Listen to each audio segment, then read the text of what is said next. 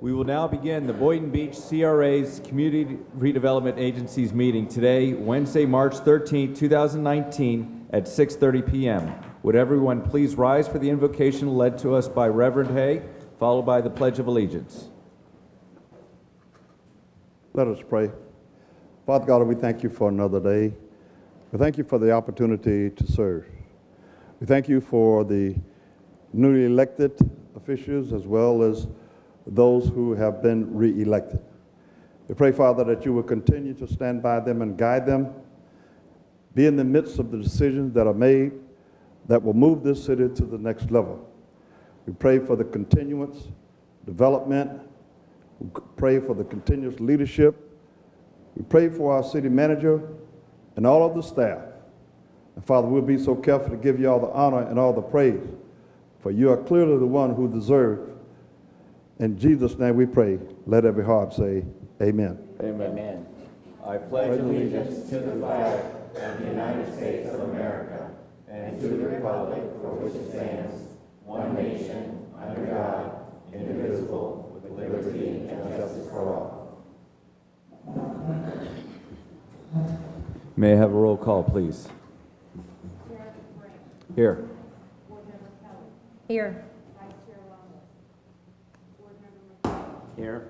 Board Member Katz. Here. Have a quorum. Oh, wonderful. Is there any additions, deletions, or corrections to the agenda? Seeing none, may I have a motion to approve?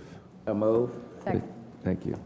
All those in favor state so by saying aye. Aye. All those opposed? The agenda is approved.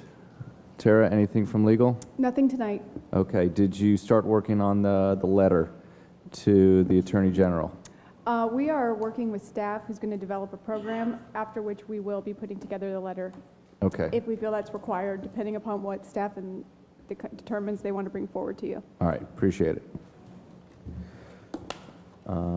Informational items and disclosures by board members and CRA staff.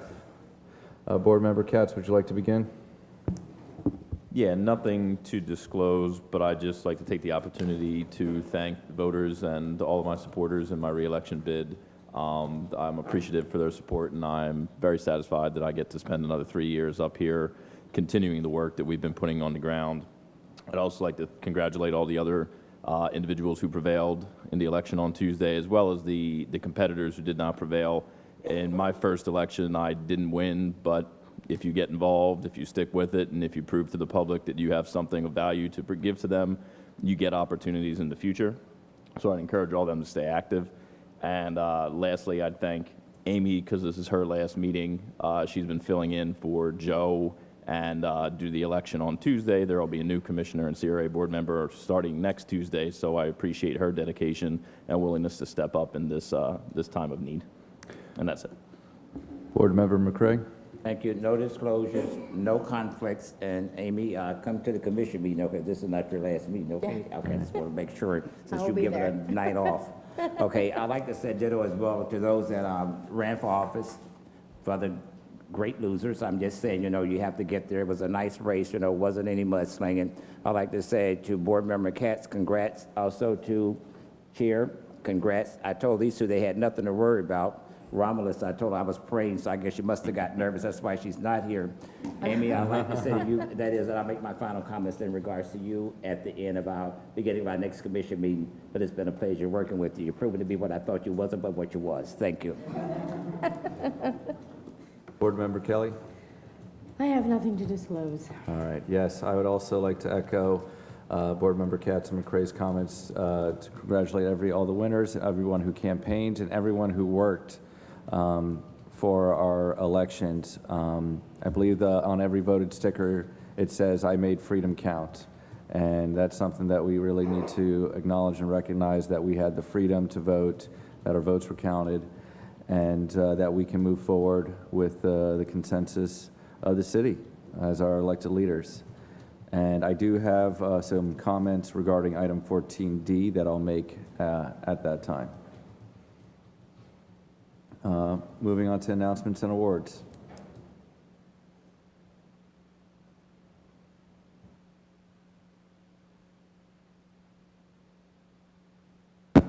Good evening, Board. Mercedes Coppin, Business Promotions and Events Manager. On Saturday, March 16th, which is this Saturday, the CRA will be hosting our 5th annual Boynton Beach Blarney Bash. The free event will take place from 4 to 9 p.m. at Dewey Park and the surrounding area along East Ocean Avenue and Northeast 4th Street. There will be free parking at several lots around the event site, which will be posted to the Catch Boynton website. This event will feature a variety of entertainers such as bagpipers, live music, Irish step dancers, interactive kids activities, and a shamrock costume contest for both children and adults.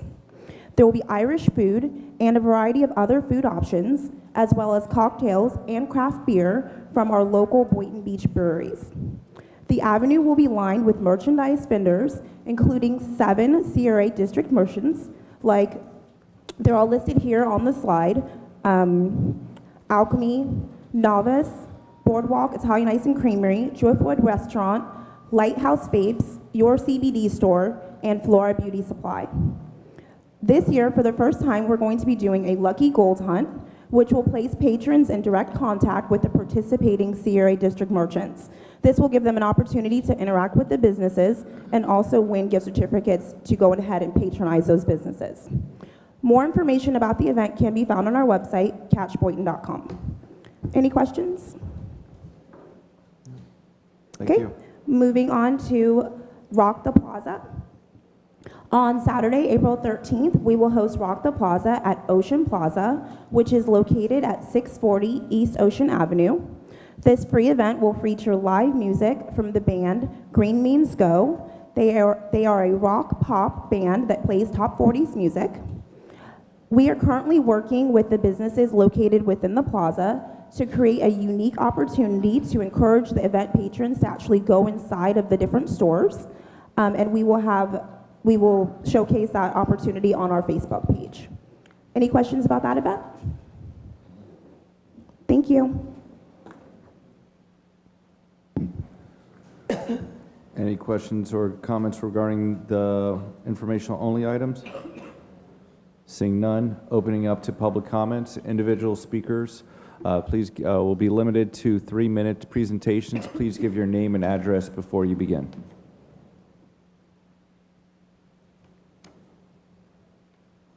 Seeing no speakers move forward, we will end public comments. If you'd like to come speak, now's the time.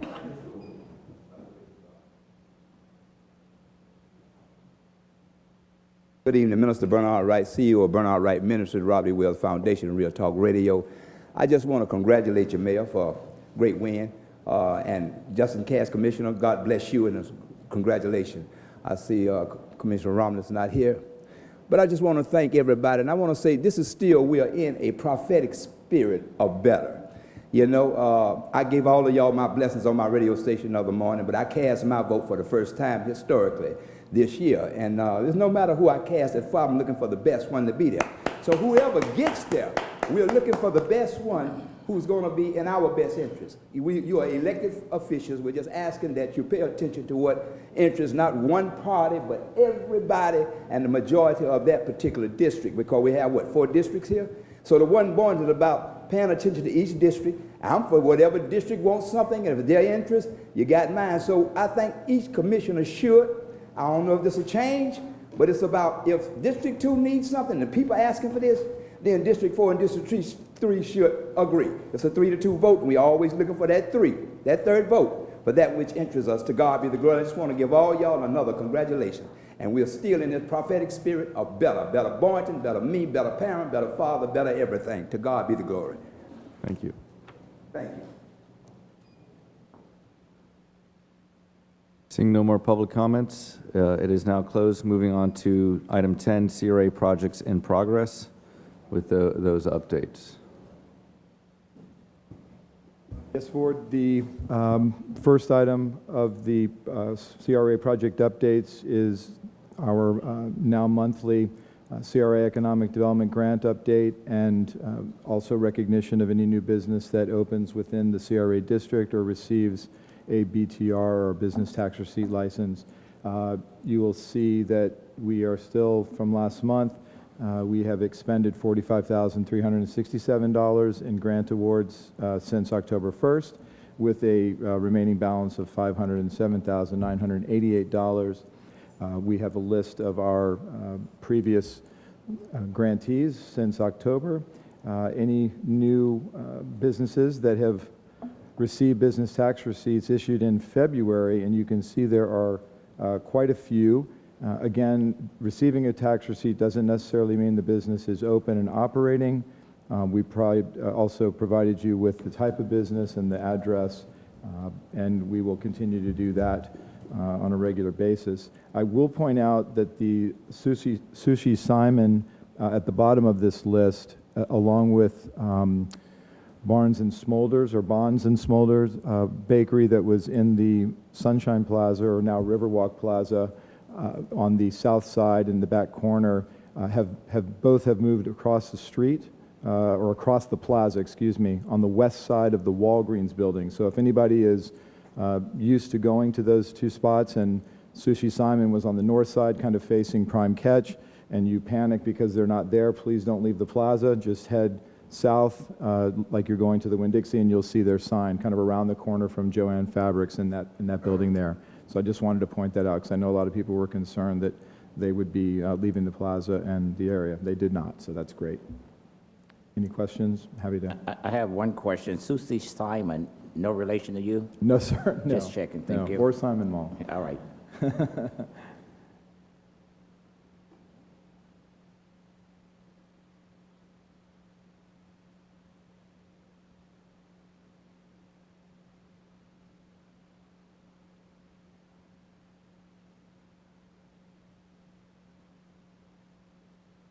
Yes, the next one. I'm sorry if you...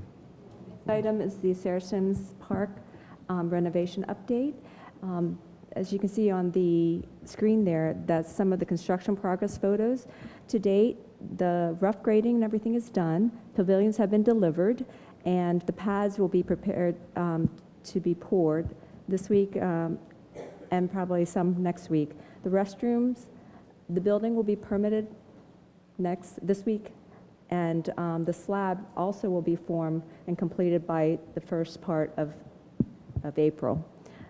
Some of the items that you may have noticed that's not in the picture, a couple days ago, the screen for the privacy for the screen is up.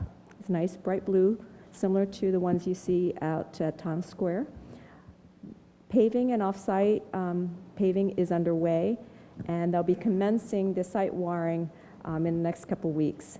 Irrigation will also start in April, and remaining items to be bid on will be drainage, water sewer installation will be started, and also decorative fencing will be, estimates will be received by the city. If there are any questions, I'm here hopefully to answer them. Right. I have no question, but I do have a comment. I want to say thank you for putting the screen up, because that was a pet peeve of a lot of individuals who lived across from it. They said that they felt like you all wasn't doing due diligence, with the building, because like you all just gave us a fence and everything else was screened. Now that we have the screen, they're happy now. So I just want to tell you all from the constituents, thank you.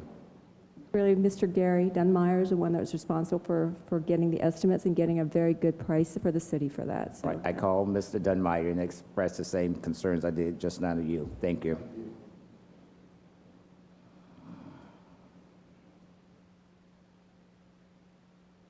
The next item is the Ocean Breeze project update. The project went before the P&D board for site plan approval and recommendations to the City Council the last week of February, and will appear before the City Commission for formal site plan review and approval at their March 19th, 2019 meeting, so the next Tuesday. After which, if site plan approval is awarded and approved, they will commence with accelerating the construction design phase and submitting for permit, still targeting the August 2019 commencement of construction deadline.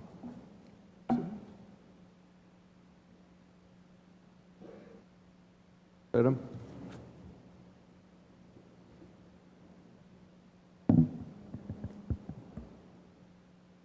So the next item, at the request of the board, we're bringing back the CCC Community Caring Center's quarterly report for the nonprofit grant for last year's fiscal year allocation of $57,681. This grant program was to take place over 6 months. So they started back in June 12th last year, and they finished up December 31st. There's an outstanding approximately 50% of the grant that needs to be released, and they're requesting that.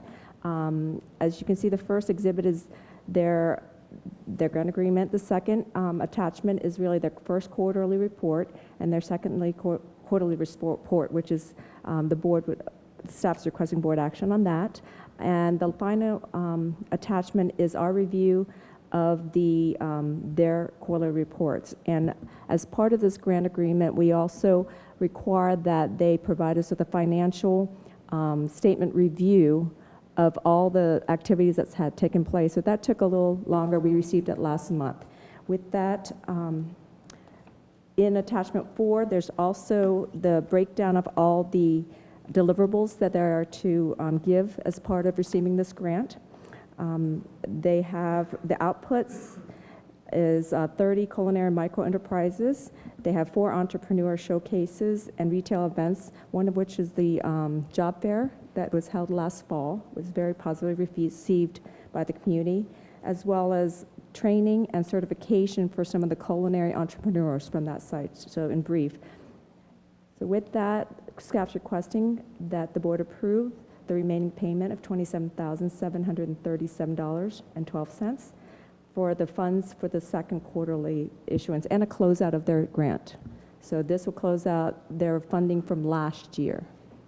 Would this better be in old business because it's an action item? This is just an update. However, the timing is that they are done with their report, and we just got their financials review. So we thought, since the board is going to see it this month anyway, it'd be good for us to get your blessing.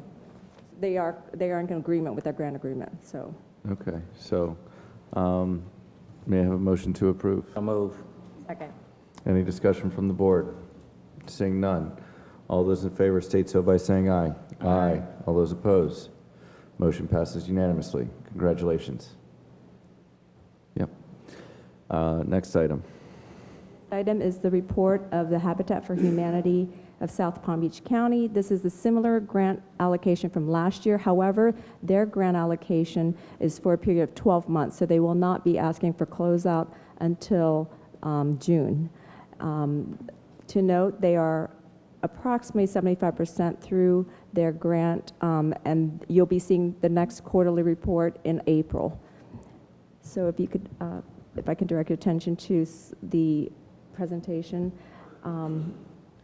Instead of going through all the attachment, I did a brief update of the pictures for the construction. The board was concerned that the money was not, we weren't showing, staff was not showing the board all the progress and to the public as well. So the grant was to pay for it's $40,000 to pay for 4 units, 2 villas, as well as 3 to 6 rehab and renovation. These are critical repairs to roof, windows, as well as home ownership, as well as counseling for homeowners, those classes. So that's some images of the first duplex, which is located on Northeast 2nd Street. And the progress is now they're doing the tiling and they're doing exterior paint. So for the $40,000, you're getting 2 new units. They're a little behind with the second duplex due to building permit and zoning issues or setback. So you'll see that duplex in this year's grant, fiscal year 18-19. And that is taken on the 6th of March. This is taken last week that was given to us by Habitat. And there's some quick bio of the recipients or the end users in your packet as well. So these are quality housing. They're not, by any means, in the category what you typically think of affordable because it's got tile floors versus the carpeting. And these are the 2 site prep that's being done for the 2 remaining duplexes. They're ready to do the slab as soon as they get their building permit.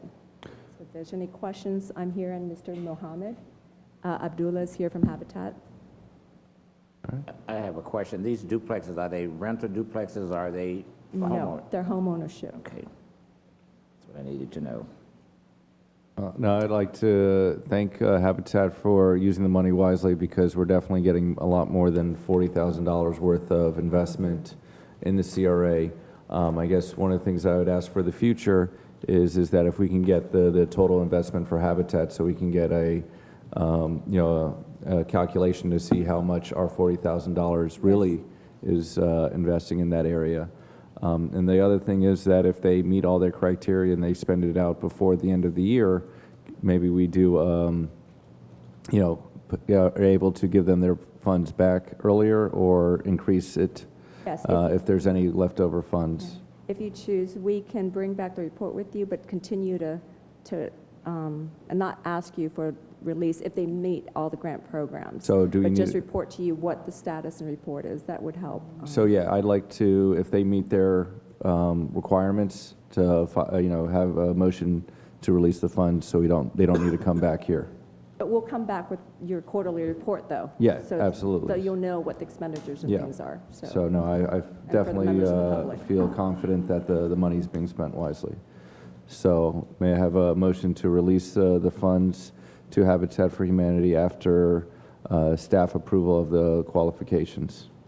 Second? Any further discussion from the board? Seeing none, all those in favor state so by saying aye. Aye. Aye. All those opposed? Motion passes unanimously. Congratulations and thank you. Moving on to consent agenda. May I have a motion to approve? So move. Second. Any discussion from the board? Seeing none, all those in favor state so by saying aye. Aye. Aye. All those opposed? Motion passes unanimously.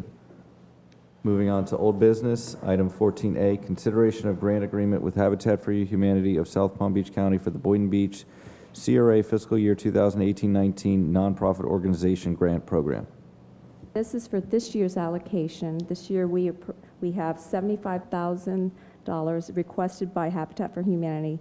They're preparing, or they're asking for the money to have 3 new units, 2 of which are the 2 duplex that was mentioned. This will be on Northwest 12th Avenue, and that's waiting for permits. And the 3rd unit is a single family, which is located on 6th Avenue, that they received from the CRA a couple months ago. So that will be a freestanding single family, not a duplex.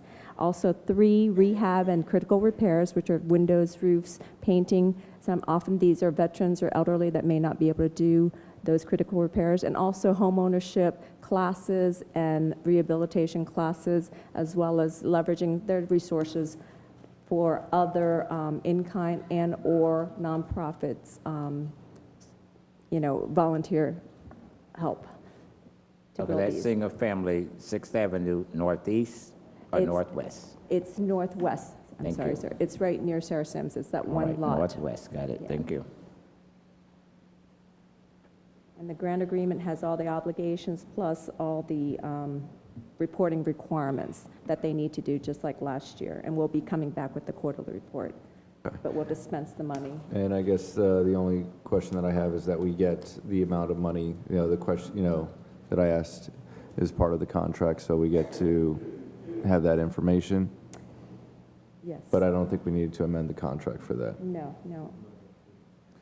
So, may I have a motion to approve? So move. Second. Any discussion from the board? Seeing none, all those in favor state so by saying aye. Aye. All those opposed? Motion passes unanimously. Item 14B. Yes, Board Chair and the board, the item before you is the consideration of a contract for the 2019 Pirate Fest and Mermaid Splash with the management firm Standing Ovations LLC. And we have used Standing Ovations and contracted with them for the last 2 years.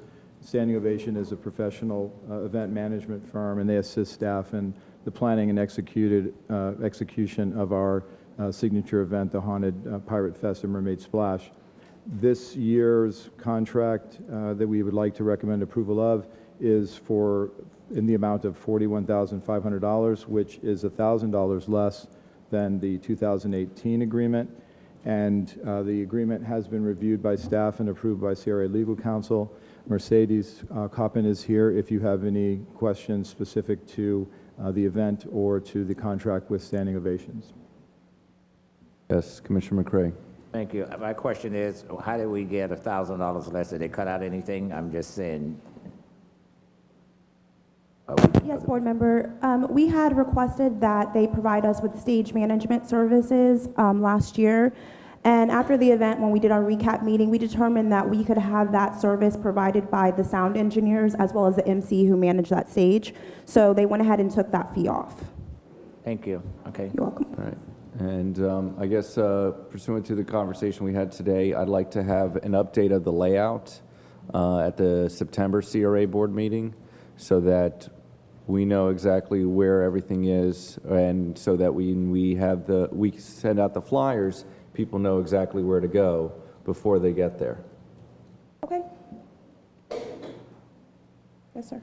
All right, my question is, when will this take place? I'm just saying September, when will this take place? I'm trying to make sure that... Will we the third or fourth weekend in October? It will be the last weekend, October 26th and 27th. Okay, September, I'm just trying to make sure that, I don't know who all is going to be appearing, and I'm just trying to make sure that we give them enough leeway, I don't want y'all to go out and set up something and then somebody cancel and then somebody say, are we coming? I know what you're saying, but I like to be fair to everybody that's going to participate, so y'all could probably do it the last before we get to the first then.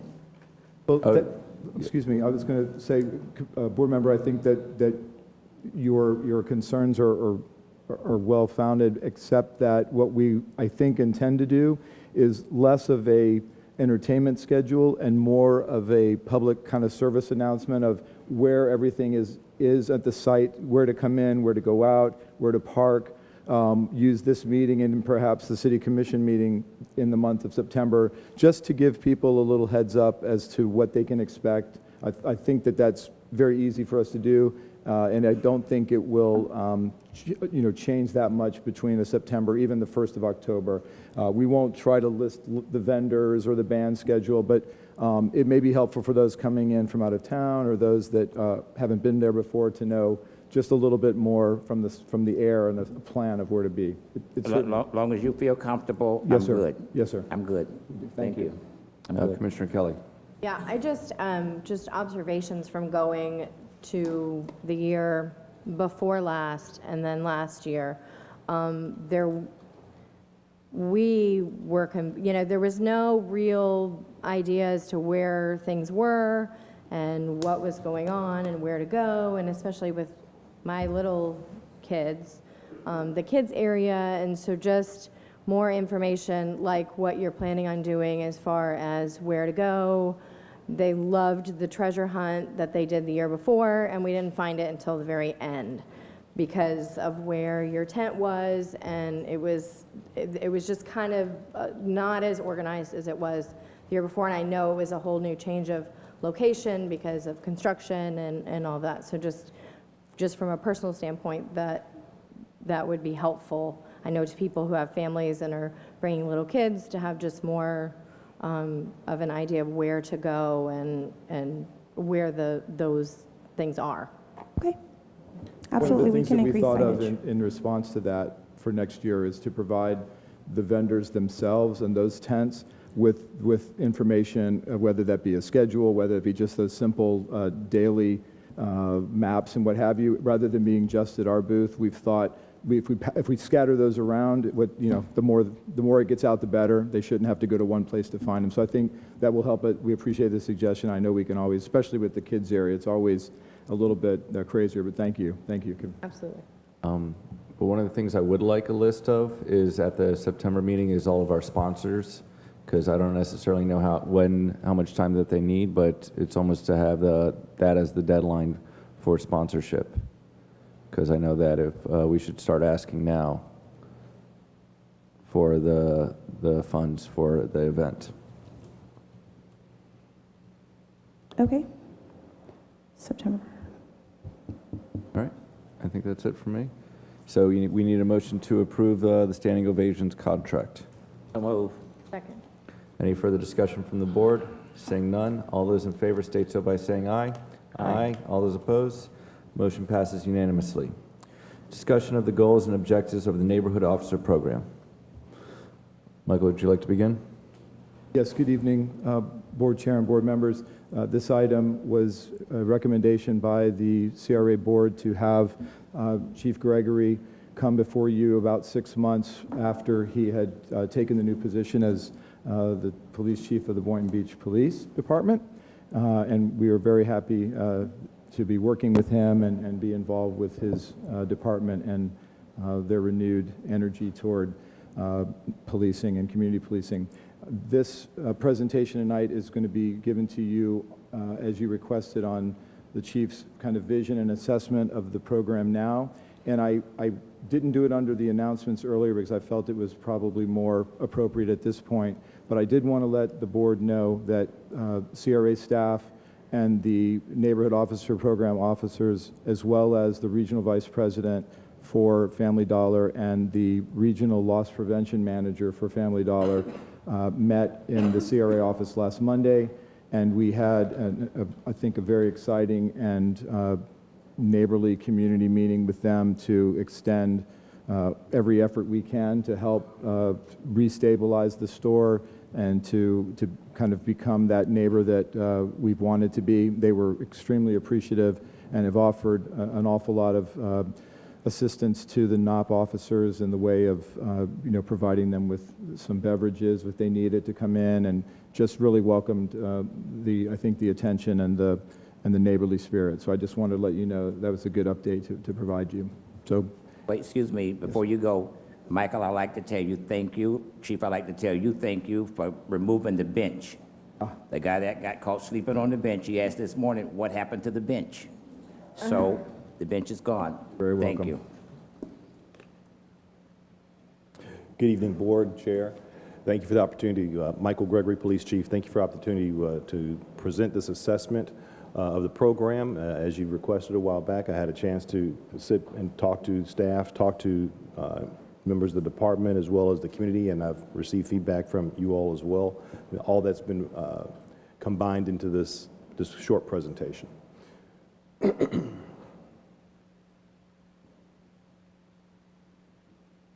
So just a quick recap. The program began in fiscal year 2015 and 16. The CRA funded the program with 2 officers. Those officers were selected and put in place and were operational by February of 2016. There were several achievements and successes in a short period of time, so the board was agreeable to adding a 3rd officer to the program in the 2017 and 18 fiscal year budget. And that is the staffing level it is currently at. Goals for the program were to utilize a community policing strategy to cultivate high levels of mutual trust, understanding, and respect between police and the residents in the CRA. If we are successful at that, the goal will be to reduce crime and disorder while improving the quality of life in the CRA. So those go hand in hand as overarching goals for the program. We talked about community policing strategy. So just to digress a little bit into what we mean by that, there's 3 key principles under the accepted community policing concept, and that is the utilization of community partnerships, organizational transformation, and problem solving. And to delve a little deeper into that, you can see on your slides there as well as on the screen, there's a number of components in each one of those circles. Under community partnerships, we're really talking about the people who live there, the people who work there, the businesses, as well as the commercial industries that are in the community that we're trying to work with for community policing. It also includes nonprofits and private businesses and the media. For organizational transformation, it's talking about accepting change. That's one of the biggest challenges in policing and law enforcement agencies, is that once we figure out what works well, it's very difficult to change that, even though the surrounding environment may change, the conditions may change, but we've already got a process, we've got a policy, we've got SOPs, and we've got a big structure in place to keep that process that we've created going, and it's difficult to change it. So community policing philosophy talks about creating an organization that's nimble and flexible and able to adjust to changing conditions in the community. So that's a big goal for what we want to be able to do as an organization. Personnel as well as technology, making sure we have, in a community policing philosophy, the best technology to make the best decisions in the field. And then the last element there, again, problem solving. It's not about just calls for service. Community policing isn't about answering calls on the radio. It's not about just counting the stats of how many crimes occurred. It's really about trying to find out what the pattern is causing these issues, whether it be quality of life issues or whether they be Part 1 crimes, serious crimes, and trying to stop that pattern from happening again, not just the one call, which is a typical police response. So they use what's referred to often as the CRA model: scanning, analysis, response, and assessment. You scan for what the conditions are. Why are there so many car breaks in this parking lot? We could certainly just go there and take another report, and we could certainly use a tactical approach just to sit there one night and see if we can catch someone, but perhaps there are some environmental conditions that are contributing to the break-ins in that parking lot. Perhaps there's not enough lighting. Perhaps there's too many trees or shrubs that's concealing the area. So looking at a more comprehensive approach using the CRA model, where we scan, we analyze the statistics behind it, and then we create a response, not to the call, but to the problem that's creating all of the calls, will go a long way towards building those relationships in the community, as well as seeing a larger scale reduction in crime. Accomplishments, one of them we want to highlight is the partnerships that the Neighborhood Officer Program has been able to accomplish or meet in the last few years. They include partnerships with the Heart of Boynton Community Association, Habitat for Humanity, the Cub Scout Pack 243, the Boynton Beach Pathways to Prosperity, Boynton Beach Coalition of Clergy, as well as the CRA, of course, and others. But these are organizational partnerships that they've been able to not just say we talked to, we met, but they continue to get to dialogue with, continue to get feedback and ideas for what else needs to be done to build stronger relationships and solve more of those community-based problems. Also in the category of accomplishments, they've been able to have a series of initiatives, events, and programs that have been started since the inception of the program. They include the Sweat and Read with a Cop, which occurs on weekdays at the park. Post-Hurricane Irma, they're out there distributing over 200 bags of ice in District 2, facilitating the back-to-school health fair at St. John's Church, feeding the community in partnership with the food bank, mentoring children at both Galaxy and Point Siena Elementary School, mentoring the children in the Cub Scout Pack, of course, we mentioned earlier, and facilitating the back-to-school book bag giveaway.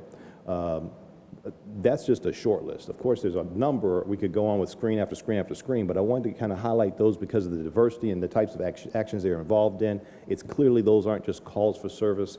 They're really involved with people on a one-on-one basis and folks that have the greatest of need.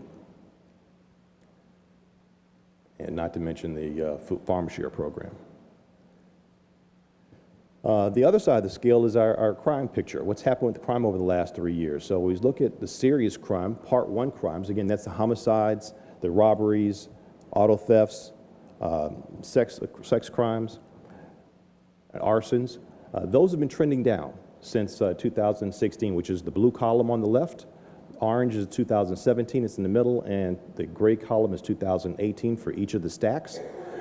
In 2016, we're looking at over 4,000 Part 1 serious offenses that occurred in the CRA area. That went down to 3,600 by 2017, and we're down last year to the range of 3,323. So we're pleased to see that the serious crime that occurred in the CRA overall has continued to trend downward, and we're working hard to try to keep that trend going in that direction. We see also on the next stack is drug-related offenses, and we see that seems to have been increasing. 326 in 2016 to 450 last year. Those can be a little deceiving when we look at drug calls, so I want to delve into those a little bit later and continue to monitor that. But as you make a closer relationship with the community, one of the things that you'll have is people will trust and report more problems to you. So as there's more reporting, you'll see an increase in the number counts. Those number counts also include not just the report that someone said someone may have sold drugs here and the police responded, but also when we later went out and made a buy or we made an arrest of someone, it counts that arrest separately from the call that was first put in. So sometimes there's double, triple counting when you look at how to categorize drug offenses. It's a little different than the Part 1 crimes. Trespassing remains relatively low as far as calls that have been made to us that we've categorized, and the same thing with prostitution. Again, for that 3 year, for those are annual periods. And when we came to prostitution, we were only in the 10 and the 14 number, only one per month. That's been reported to the department through the 911 system and our non-emergency phone number. As we mentioned about those partnerships under the community policing strategy and philosophy, it talks about, I'm going to talk about listening. Listening and getting feedback. It shouldn't be a one-way conversation where we're doing all the talking. When we met with we have partnerships with the clergy, partnerships with the Heart of Boynton, we're there to listen and hear what their concerns are, hear where things need to be changed, what is not working properly or not working well, or what may there be some confusion about that we could possibly explain better, so there's a better understanding in the community of what is occurring or why a certain tactic is being used. Some of the feedback that I've received since being here about the program from a number of different constituents include the fact that they overall believe it's been effective. They believe the program has been successful. I haven't had anyone approach me saying we should shut it down, close the door, reassign everybody someplace else. There's been a number of folks who've approached me about increasing the number of officers because it's been so successful in that smaller, concentrated area. They'd like to see it expanded and cover a larger portion of the CRA and see the same effects in other places, as well as increasing crime prevention services to the residents and businesses. So they recognize the good work that the officers are doing in the schools and at the Sarah Sims Park, the Carolyn Sims Center, where they want to see that more of that, and with the adults and the businesses in the CRA. And then again, to further reduce criminal activity and quality of life nuisances. The challenges we've come across as we try to tackle doing more is that I've observed there's been a little bit of a lack of organization of our community policing units in the department. So we've had the neighborhood officer program, we have our community resource team, we have our crime prevention unit and traffic unit, and they are in different divisions of the police department.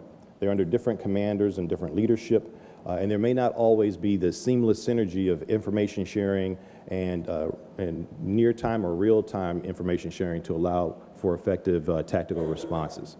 So that's one of the challenges that we have in our current environment. There's a lack of, and because of that, there's also a lack of communication and integration between the units. The same units I just talked about, all of them have a role in community policing and reducing crime, but they don't communicate as well as they should. And growing the program to additional areas. There's challenges with doing that. We have a limited number of officers to go around and cover the provide services in the entire city, and we have to be cautious about concentrating too many in one small area, so that presents a challenge as well. And then a lack of technology for crime reduction overall in the CRA area. So we're talking under that category would be security cameras, license plate readers, shot spotter technology, analytic sensors and software to help us have a better grasp of data, collect data in that area, and then the software tools to analyze that data. We've been very fortunate the last fiscal year, I believe it was, there was funding for the new record system. That will go a long ways towards helping us. I don't even want to try to describe the condition of the current records management system, but they're crippled, literally crippled, with trying to get analysis and crime statistics out of the system that we're currently using. So right now we're on schedule for this summer. Hopefully we'll keep the date of July 1st to be up and running on the new record system, and we'll have new tools and a lot better capability to categorize and identify the different types of crimes and MOs and patterns of instances that are happening in the CRA and the rest of the city for that matter. So the next phase, next steps. We've talked about where we came from. We've talked about the current situation and accomplishments, our challenges, and what now we're going to say a little bit of some of the things that I'm proposing that we make the changes to make happen. A bit of a reorganization is going to take place. So renaming the Special Operations section of the Police Department to the Community Services section is one of the easier things that we can do. It's just a change of title on a piece of paper and our org chart.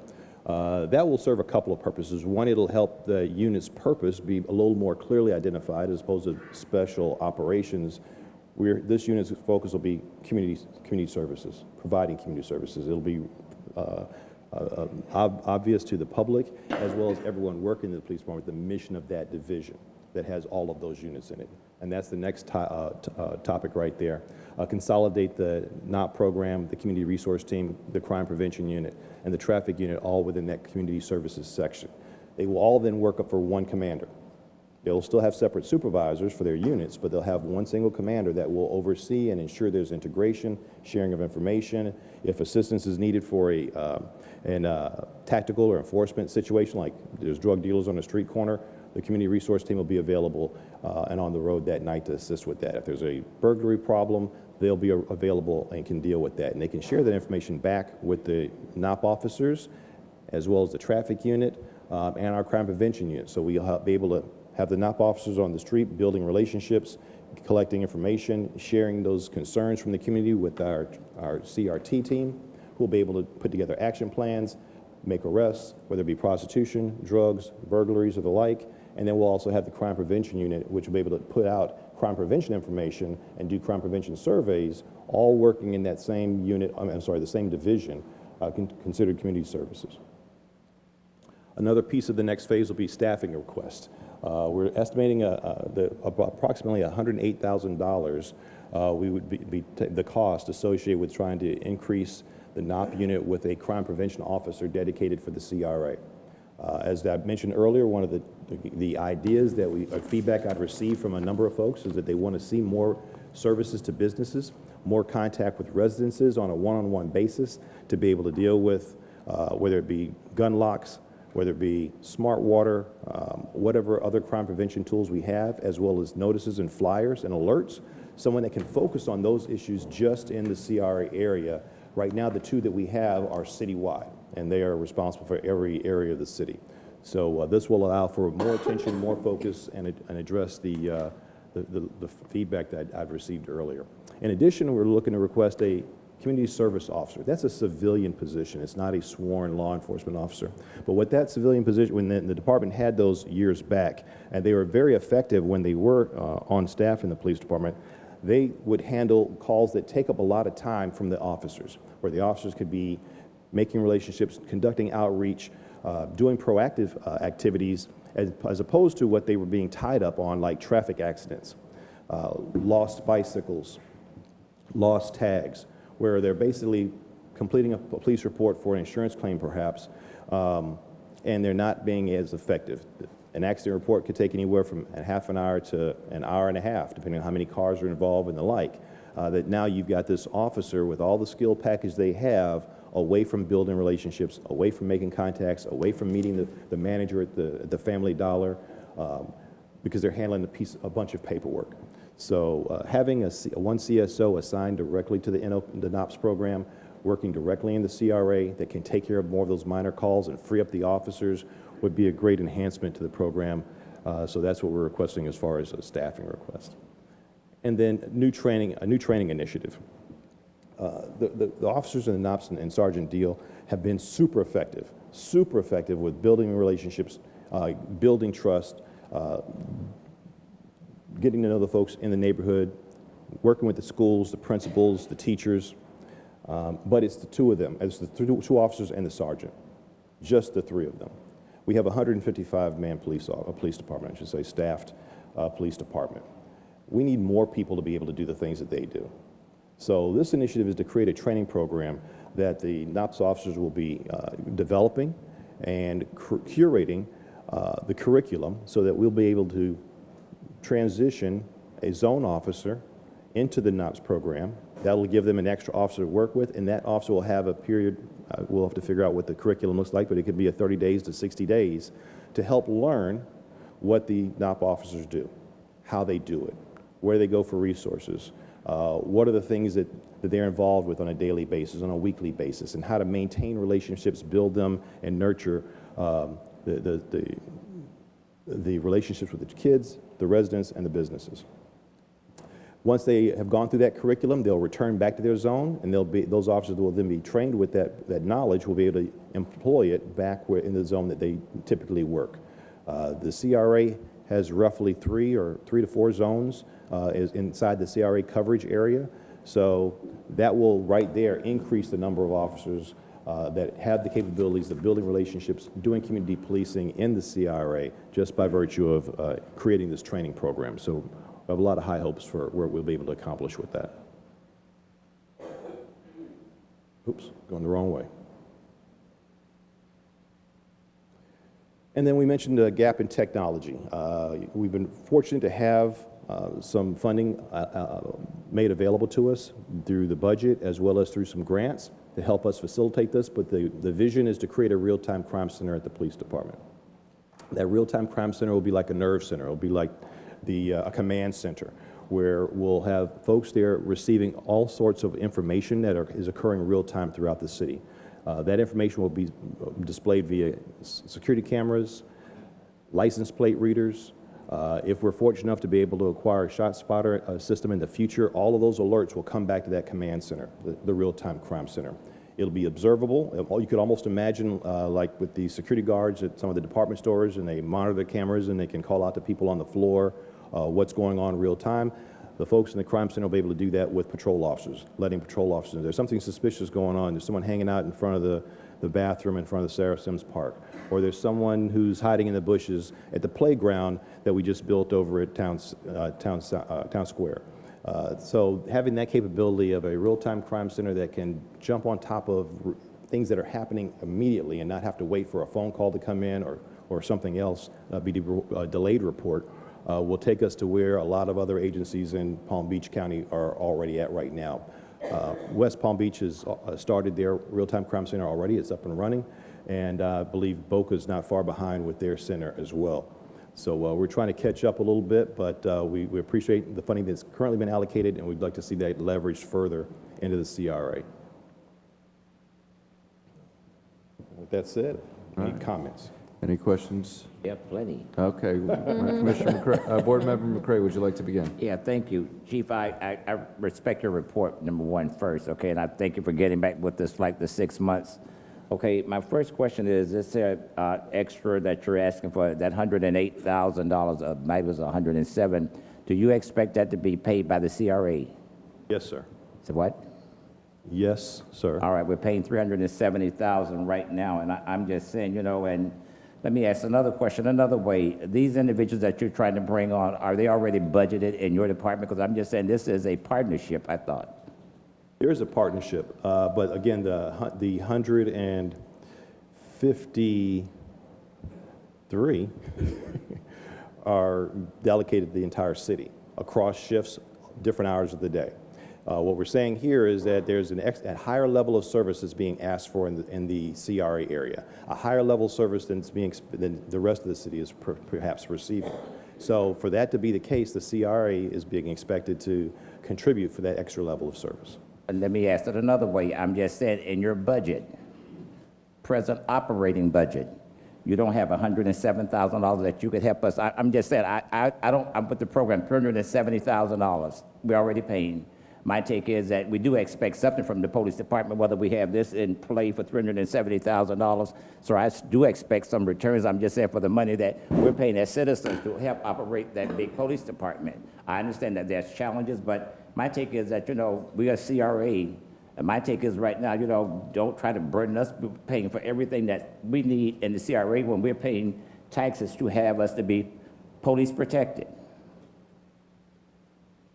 You keep throwing this number for $170,000. That's the budget in the CRA now for policing, you're saying? $370,000. $370,000. So that's going to cover your NOPS program that you have today, and the equipment and the personnel and their benefits that are dedicated to that district only. On top of that, the taxpayer dollars are also there. Like I mentioned earlier, the CRA has, where's Henry, 3 or 4 zones enclosed in that boundary? 5 zones are in the CRA boundary. There's an officer assigned to each of those zones. They take the everyday calls for service when someone calls 911. They take the everyday call for service when someone says that they have a car accident. Those zone officers provided by the city's operating budget is paying for those zone officers. The CRA is paying for the officers, the NOP officers, Neighborhood Officer Program officers, who are isolated to just working in the CRA. So you've got both levels of service, and you're definitely getting funds from both sides of the house, both pockets, your CRA pocket and your city operating tax fund pocket.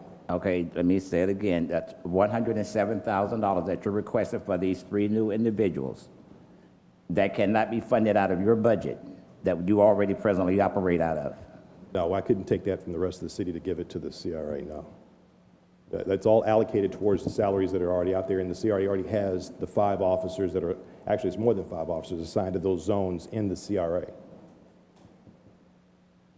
I'm sorry to keep saying it the way I'm saying it, but Chief, you know, what I'm saying is that as citizens of this city, I don't care how many zones you have, CRA or anything else, we do expect police protection. And I'm saying with these new things that you're telling us that will make things better and better and better, I'm just saying it's no way that you don't have any money to help us make some of these challenges that you brought in and said that, you know, you need another $107,000 with the $370,000 we're already spending. That'd be like $477,000 per year that we're paying for this program. And I'm just saying, you know, if there's any way that y'all can find funds in your budget to help offset some of this, I'm just saying that $107,000, perhaps we do need it. But I'm trying to say we need to find some money. Well, as I mentioned, the purpose of the presentation is to give you the assessment and the observations that I make as the new chief coming in, the level of quality of services that are there now. If you aren't satisfied with the quality of the services that are there now, then there's an opportunity for the board to consider how to change and increase that quality of service. Chief, I guess, you know, out of the 107,000, you mentioned those 2 officers, if you could break that down for us, or break that down. Roughly 65,000 or so for the police officer and 40 and change for the civilian. And so you could that's, say don't do both of them. and so that's what we're looking at is that we have the option to only have maybe a CSO get in, or maybe 2 CSOs, or maybe 2 officers. We still have the ability to discuss with the chief what exactly we want to see in addition to the 2 officers and the sergeant. And I saw also within your presentation you mentioned about splitting time with Sergeant, you know, for Sergeant Deal from the city and the CRA? Yes. So right now the Sergeant's Deal's fully funded from the CRA. And as we talked about that reorganization earlier, moving the NOP program in with the crime prevention program, we would then reduce the cost and burden on the CRA by half and fund the other half out of the city budget for the supervisor's position, which he would then take over supervision for all the 2 crime prevention officers citywide and the crime prevention officer assigned to the CRA. And are the crime prevention are different than the neighborhood officers? They would be in the neighborhood officer program. They'd be part of that so program. they're in the CRA. It's under that same program, but we call them the NOPs in the CRA and the crime prevention units outside of the CRA. Yes. Okay. Do you mind if I continue a little bit more? Sure. All right, thank you. I can hold mine. Okay. And so one of the other things that you mentioned earlier about the car break-ins is the environment. Does this include any money for crime prevention through environmental design? Or is that? This request does not. We are looking at that training program, though, and looking to try to host it through the regular city training funds.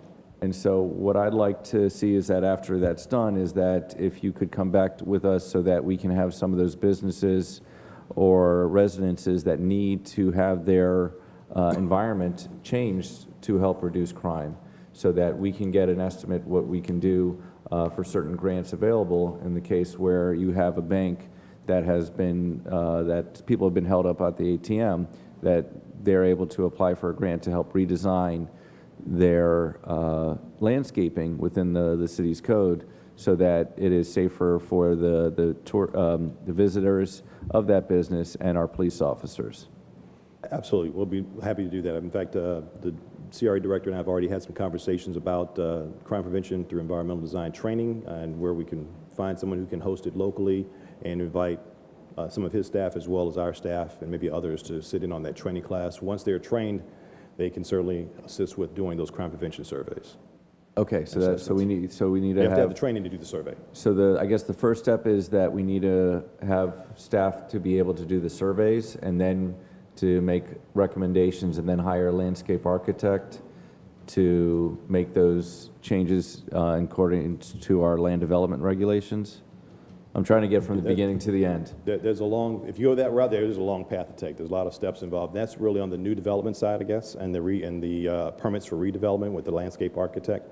Right now, we have at least, I believe, 2 folks who have gone through the training course, and I believe it's Rachel Baldino, one of our officers, sits on the reviews. I believe we call it the dartboard here, the dartboard for the new development reviews, and looks for those types of concerns, environmental design concerns, and makes recommendations to the developer and on those plans. So that process is a part of the building permitting process as it stands now. But what we can do once we get more people trained, the residents that have let things grow too high in the yard, or trees get too bushy, or they've created obstructions that make it conducive for someone to commit a crime in their vicinity, we can certainly intervene and help them with recommendations, whether it be cameras, extra lights, recommendations on changing the environment as far as the shrubbery and landscaping.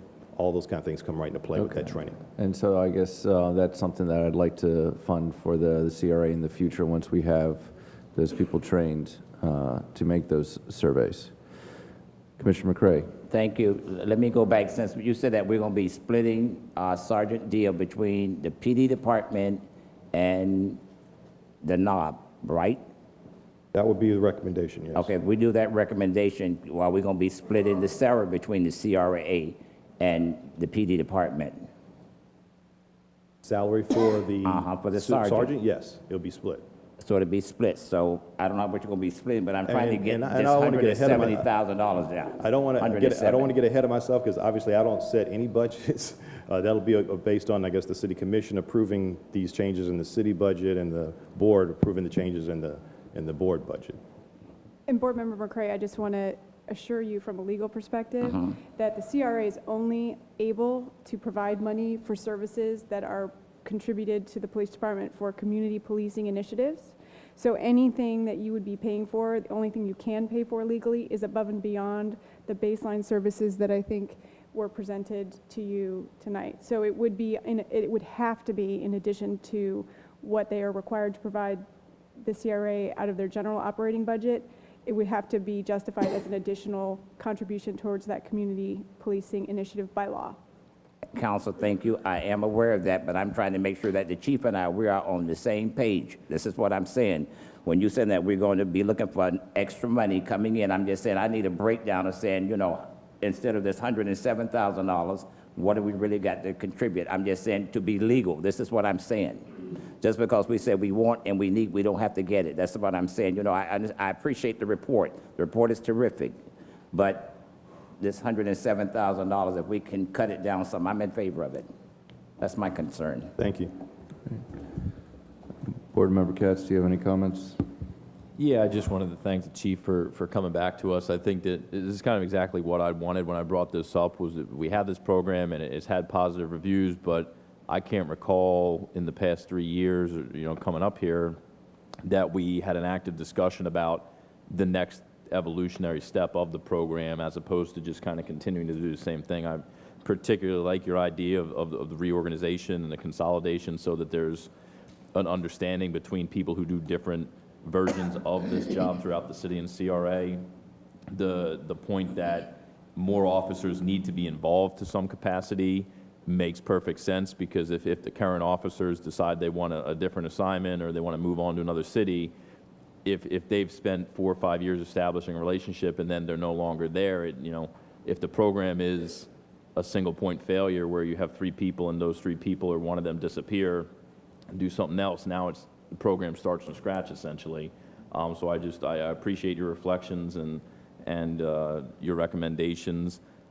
With regards to funding, I know in the past, you know, I believe Board Member McCray and I kind of share the same concern that escalating costs for the CRA, for the community policing, you know, takes money away from other slum and blight, you know, remedy, which is our primary focus. I do at the same time, though, I don't want to go down the road of the city paying for services for the CRA, because then as the representative for District 1, I want to know where's my neighborhood officer, because I have kids in District 1 that could use a mentor or could have a better relationship with law enforcement. So I don't know how we thread the needle here and find the funds or find some reduced version of the funds, but I appreciate the presentation and the reflections, and I like the potential direction that we're headed in, should we find a way to make this work in the vein that you've described.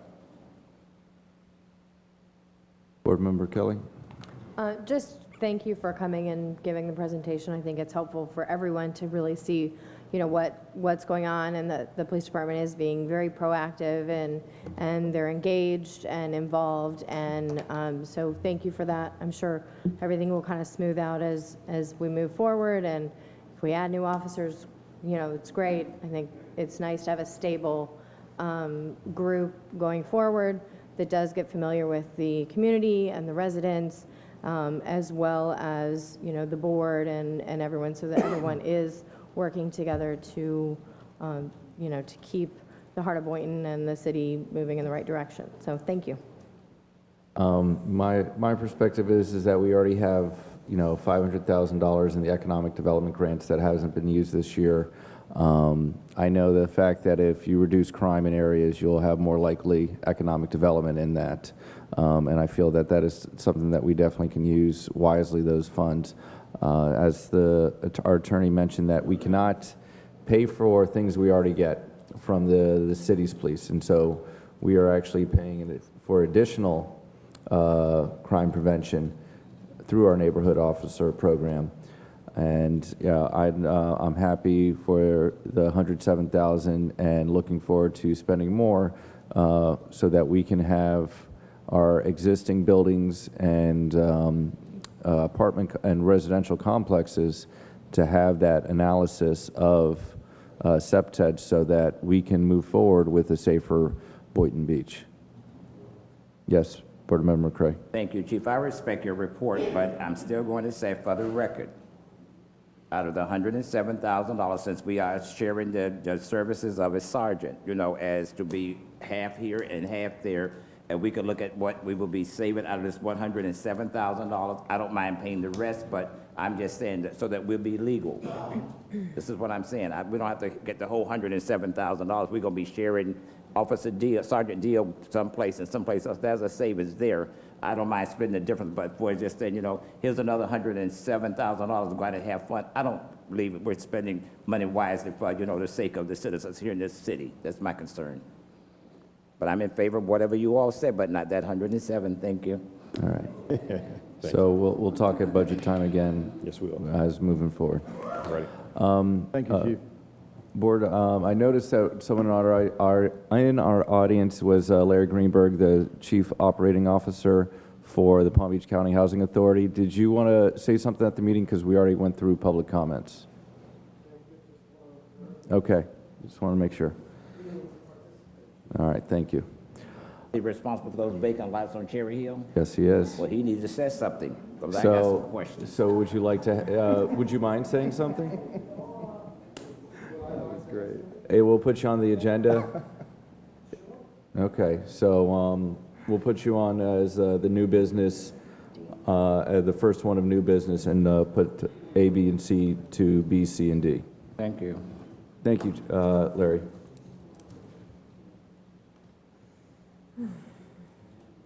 So I may have a motion to approve. Motion to approve as amended.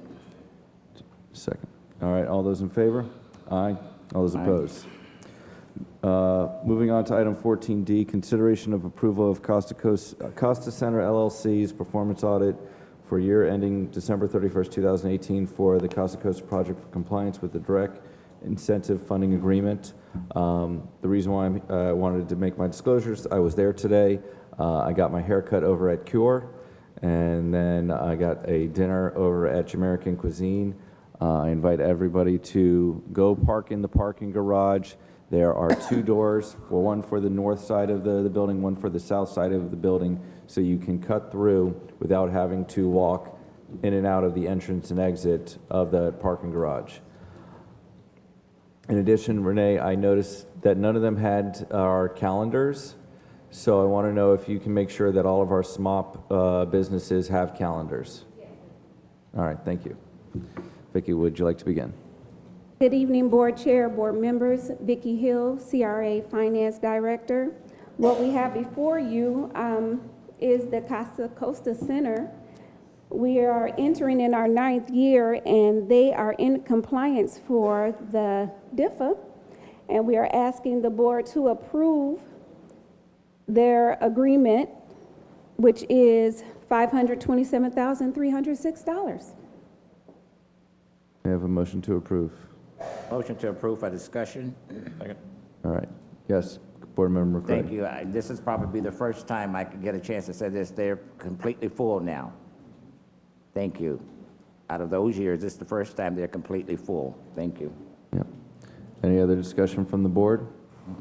Seeing none, all those in favor state so by saying aye. Aye. All those opposed? Motion passes unanimously. And so this is they only have one more year? Yes, sir. Okay. Our next is consideration of approval of Boynton Village LLC, also known as the Preserves Performance Audit for year ending December 31st, 2018, for compliance with the direct incentive funding agreement. Again, board, not like last year, but this year, we are in compliance, and we are asking that the board approve their DIFA for $77,762. All right. May I have a motion? So move. Second. Any discussion? Seeing none, all those in favor state so by saying aye. Aye. Aye. All those opposed? Motion passes unanimously. Moving on to discussion and consideration of the CRA's MLK Junior Boulevard project conceptual development terms. Yes, Board Chair and board members, the item before you is a return of the discussion regarding the CRA's Martin Luther King Jr. Boulevard project conceptual development terms with Centennial Management Corp. At the February 12th meeting of the CRA board, after hearing the presentation and some minor discussion and public comment, the CRA board elected to have the CRAB board review the same information and the presentation and provide recommendations on three primary areas of discussion, as well as gather additional public comment. As with that meeting, we, as the CRA staff, sent out neighborhood letters, emails to homeowner associations, over 1,700 letters to property owners and the residents within those properties where the owner was not present.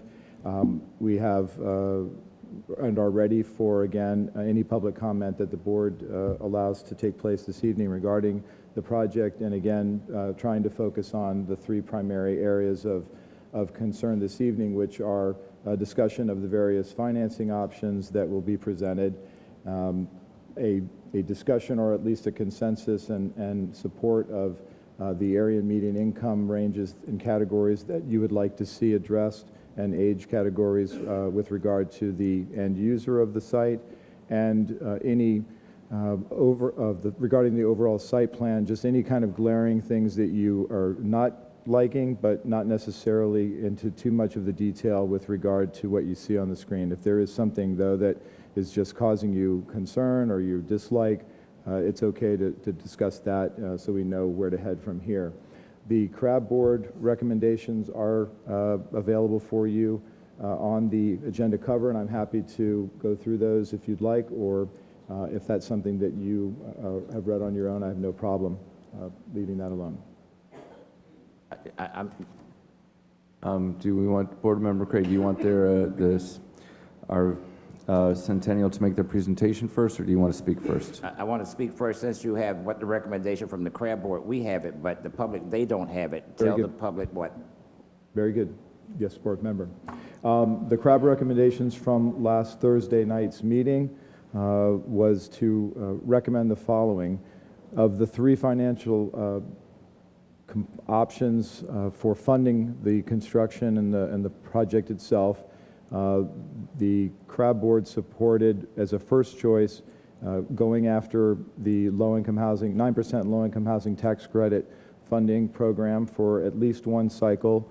The second would be to apply for the sale and the matching CRA tax increment revenue financing for at least one cycle. And the third option, if those two fail, would be to pursue the first mortgage and CRA tax increment revenue funding option. The income eligibility component, the recommendations from the CRAB board were to address the needs of the very low and low, of the 30% of median to 80% of area median income households, and that would be accomplished through the 9% low-income housing tax credit funding program. The sale program, they were in favor of the 80 to 120, which is your low to affordable workforce area median income for multifamily, instead of the second option, which would be senior housing under the sale program. So you have two options under sale, either multifamily, which can have any age resident, or senior only, and they supported the multifamily option. And then if the third and final kind of funding option, where the CRA tax increment revenue funding and a first mortgage loan for the project were to be used, they recommended targeting the incomes of the 60%, which is the low income, to the 120% of median household income, which is the workforce cap. So they've provided you a very good range of recommendation there. And with regard to the site plan component, they were in favor of the project as presented. They made several, I guess, recommendations for consideration during the process of site plan approval and your review throughout the process of development, which would be, of course, to ensure that all of the parking calculations meet or exceed the city's land development regulation requirements. Their second consideration for you would be to perhaps provide a larger than required caliper tree or size tree, so that one of their concerns and discussion items was providing shade and weather protection, if you will, for the surface parking lot area and the entrances and exits into the residential buildings. Additionally, the idea of providing even the next step for protection of the pedestrian and the resident in the buildings would be full covered park walkways or entrances wherever possible throughout the development. There was a brief discussion on the desire to explore a parking garage. We had a discussion, as I'm sure with your experience now in Town Square and the involvement you've had there. Parking garages and structured garage parking is quite a bit more expensive than surface parking. If the development can be, the parking requirements of the development can be satisfied with surface parking, I believe that under the guidelines of the Affordable Housing Program, unless the CRA wanted to fund a structure for additional parking for some reason, I don't think that the numbers would pencil out with regard to those programs and review at that cost of the structured parking. But it was really just a discussion at that time to see if there was a way to get more. And with that, there are those three options that were recommendations by the board. Yeah. I'm ready. Board Member McCray, would you like to begin? I'm ready for them to give their presentation. All right, thank you. Hello, and how Yes. are you? Congratulations. Thank you. Thank you for having us back. Do you want us to do the entire presentation or just kind of jump right into the funding portion? Because the announcement, I'd like the entire presentation, because there may be people here that have not seen it before. Beautiful.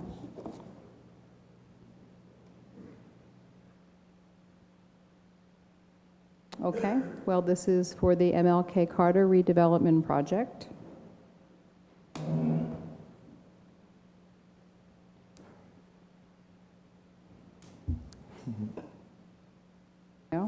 Okay, our overall development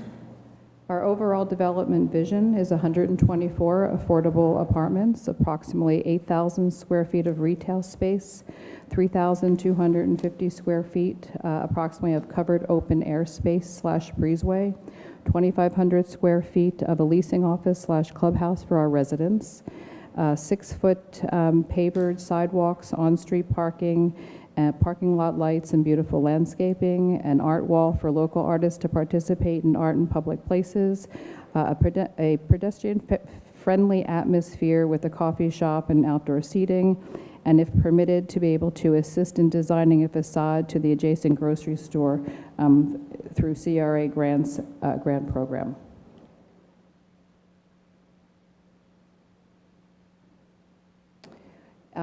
Part of what we had talked about when we originally came in front of you was the integration of the history and culture of MLK. And after we reviewed the BBCRA redevelopment plan, we added an urban design concept in keeping with the history of MLK Boulevard, Old Florida, and the Caribbean influence, a new design concept labeled Floribian. We have beautiful front porches, metal roofs, beautiful pastel colors, creating just a beautiful atmosphere for our residents. We have an art wall again for art in public places. Architecture of the building is tropical in nature and incorporates elements of the period.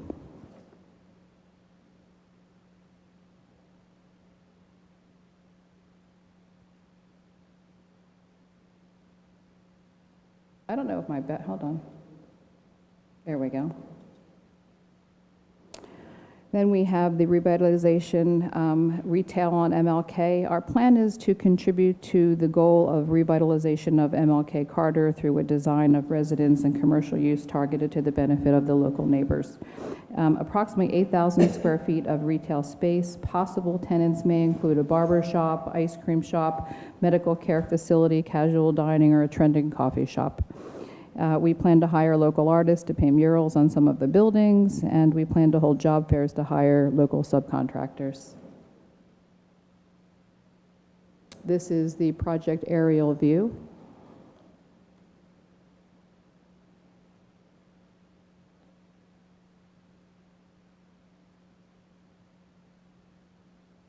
Just another type of conceptual area view. Kind of shows the layout of where the open air space is, where the coffee shop is, where the 4-story buildings are, the 3-story, and the parking. This is just one of our renderings, our concepts of how we anticipate MLK transforming into this beautiful neighborhood. Another conceptual. Another conceptual.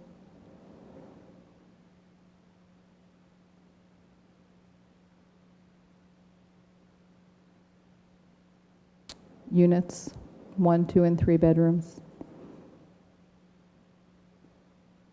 And these are some of the features that we have within, proposed into our community, which are high efficiency 15 SEER AC units, Energy Star appliance packages, beautiful plumbing fixtures, Energy Star lighting, energy efficient hurricane impact windows and doors, programmable thermostats, balconies, patios in all units, wood cabinets, granite countertops, tile floors, large walk-in closets, washers and dryers in the units, and window treatments.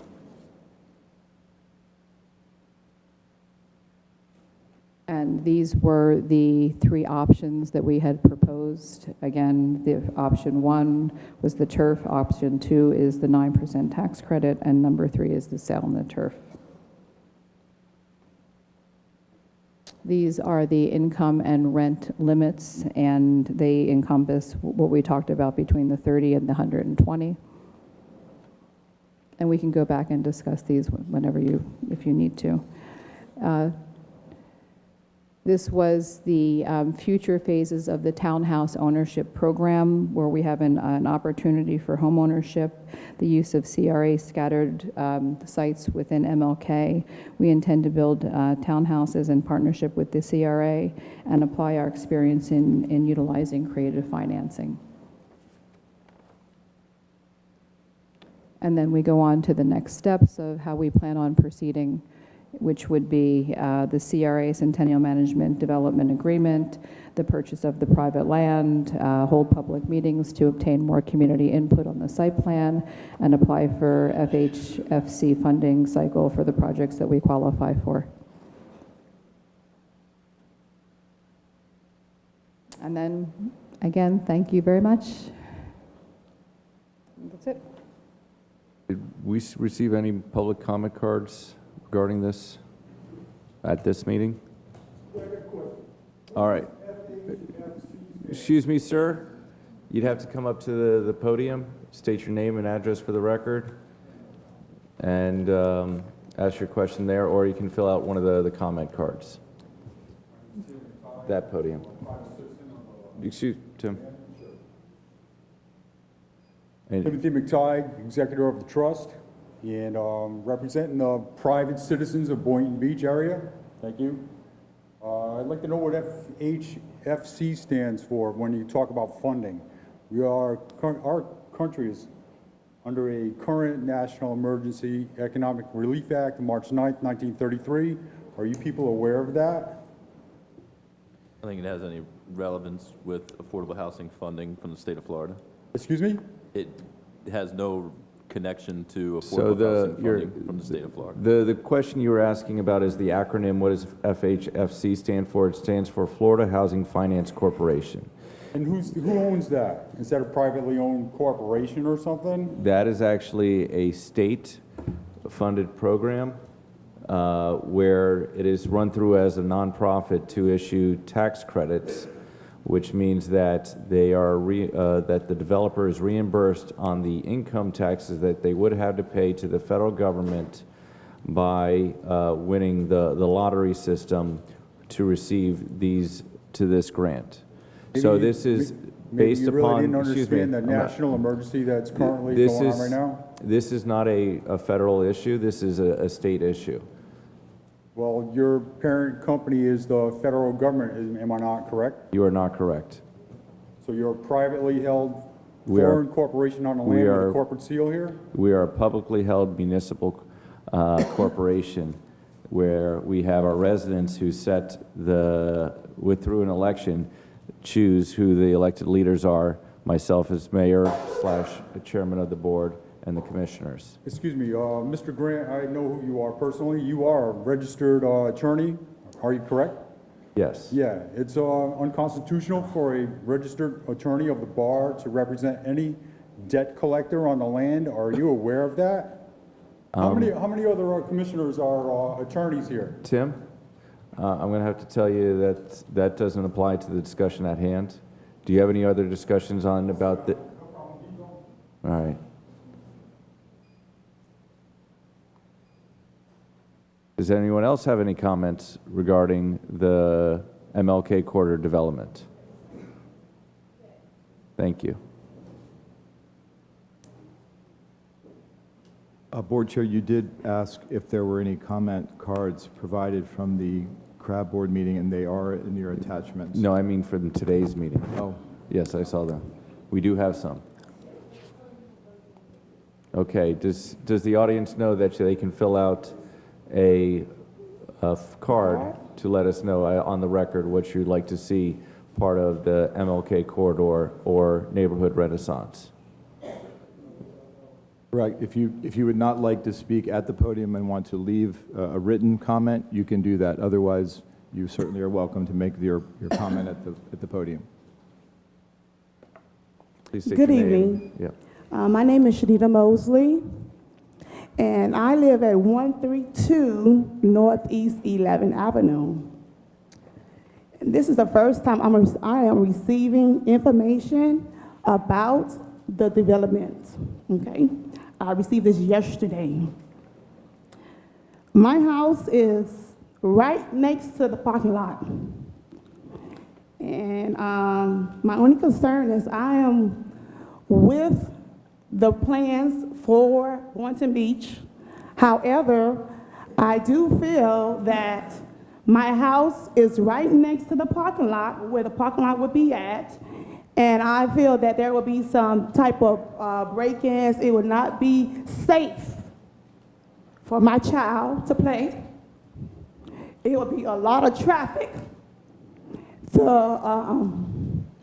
road is already narrow. And I just don't appreciate it that this is my first time receiving information about a redevelopment of Boynton Beach. I received this yesterday in the mail. Never received anything pertaining to a redevelopment.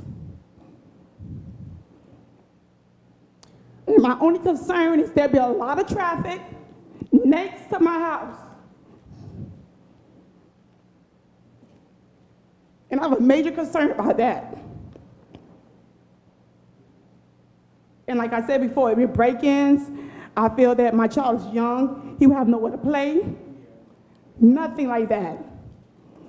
I'm all for it, but something got to give. I don't know why. Maybe the CRA, the board, the architect, the development did not consider maybe purchasing all the homes on that side or something of that nature.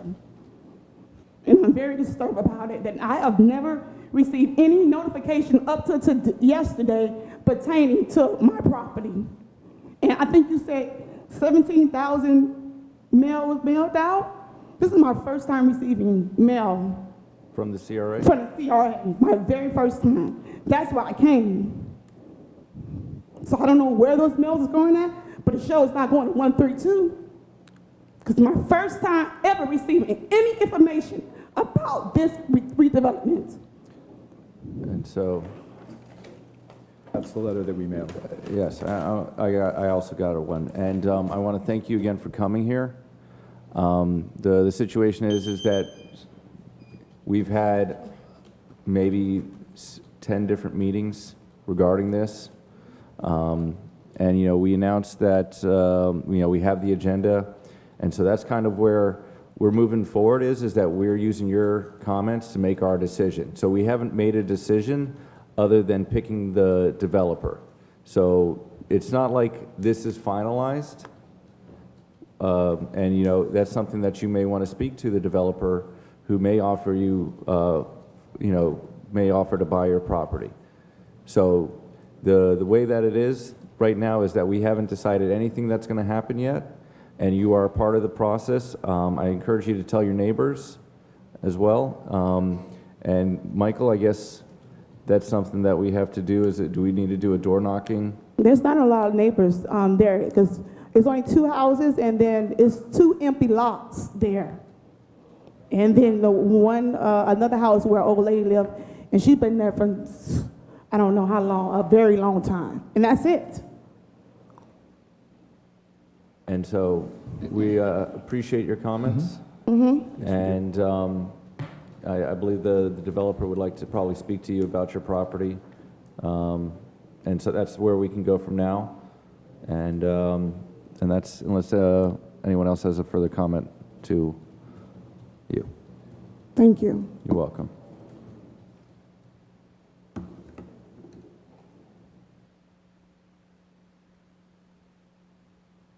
Bonnie, up front. Thank you. Hi, Susan Oyer, 140 Southeast 27th Way. My question is, ma'am, is this your purse up here? Oh, okay. I know the city requires 2.5 acres of green space for every 1,000 people of population. If we're going to add all these people, are we adding the green space that's required under our rules? That's something for the city to decide, not the CRA. Right, but that's something that you guys should be considering as you make this decision. So just throwing that out there. Thank you. Thank you.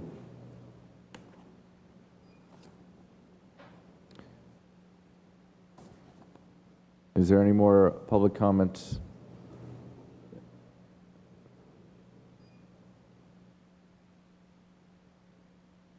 Okay.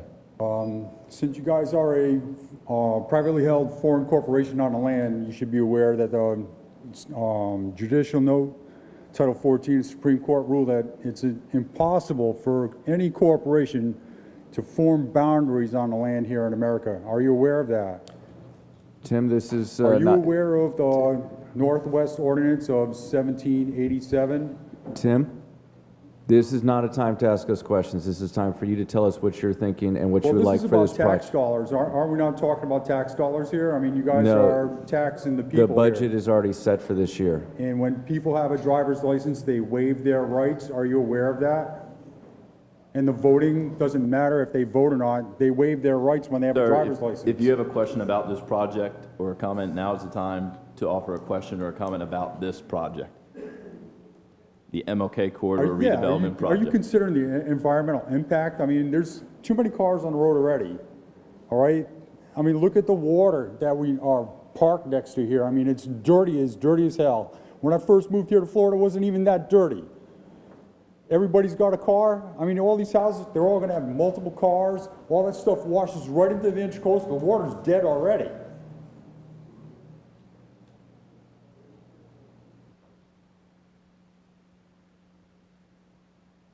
Thank you. All right. Board Member Katz, would you like to begin? Yeah, so I'll go through just a couple. First and foremost, I'm in agreement with the recommendations from the CRAB, with the exception. I think when the executive director explained the CRAB's position on the 9% low-income housing tax credit, he said at least one. In the recommendation as printed, it says one application cycle. I just want to make sure that personally I want to see us go through 2 cycles. So that would be my slight deviation from what's written there. 9%, go for it twice, and if that doesn't come through, then move on to option 2 with the sale and turf, and then option 3 with just the tax increment financing. I've stated it before, whatever this project or the adjacent projects that we're trying to put together here end up being, I'm not in favor of them being exclusively senior housing. If you make it senior housing, that means no one else can move in there. If you don't make it senior housing, that means seniors can move in there along with families and younger people. So I'm not in favor of anything that restricts any of these projects to exclusively senior housing. We have a serious quantity of affordable senior housing throughout the city, whether it's on the intercoastal or on the west side of 95. So that's my kind of firm position there. I wanted to ask a question of the team. You've acquired, or you're in the process of acquiring, adjacent parcels pending, our agreement and everything to try to flesh out this project to make it bigger in scope. I noticed that there really hadn't been any discussion as to whether or not you would engage Bell's Market. If you have, and it just hasn't borne any fruit, or the price isn't right, has there been active discussions about still trying to acquire that property, because it's a central piece of land in the middle of everything, and if there was a way to acquire it and incorporate it, I think that would be a positive. We would love to acquire that property. We have had discussions, but right now it doesn't seem like we can have a meeting of the minds. Okay.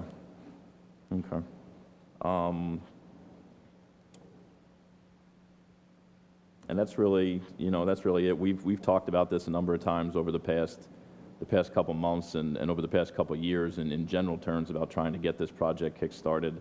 I know that, as expressed by one of the residents in an adjacent property, that there's going to be concerns about growth in the area. I don't, as much as you want to say adjacent properties could be bought out, there's obviously concern amongst current residents that, if a developer comes in and tries to snap up all their land, that's the concern that gentrification raises. So I don't know what we could do about it, because adjacent property owners can expect to see more traffic and parking lots if we do anything other than single-family detached units. So, I want to say reach out to adjacent property owners to engage them in a dialogue, not for the express purpose of kicking them out, but to give them an opportunity to be aware of what's coming with the existing land that we have.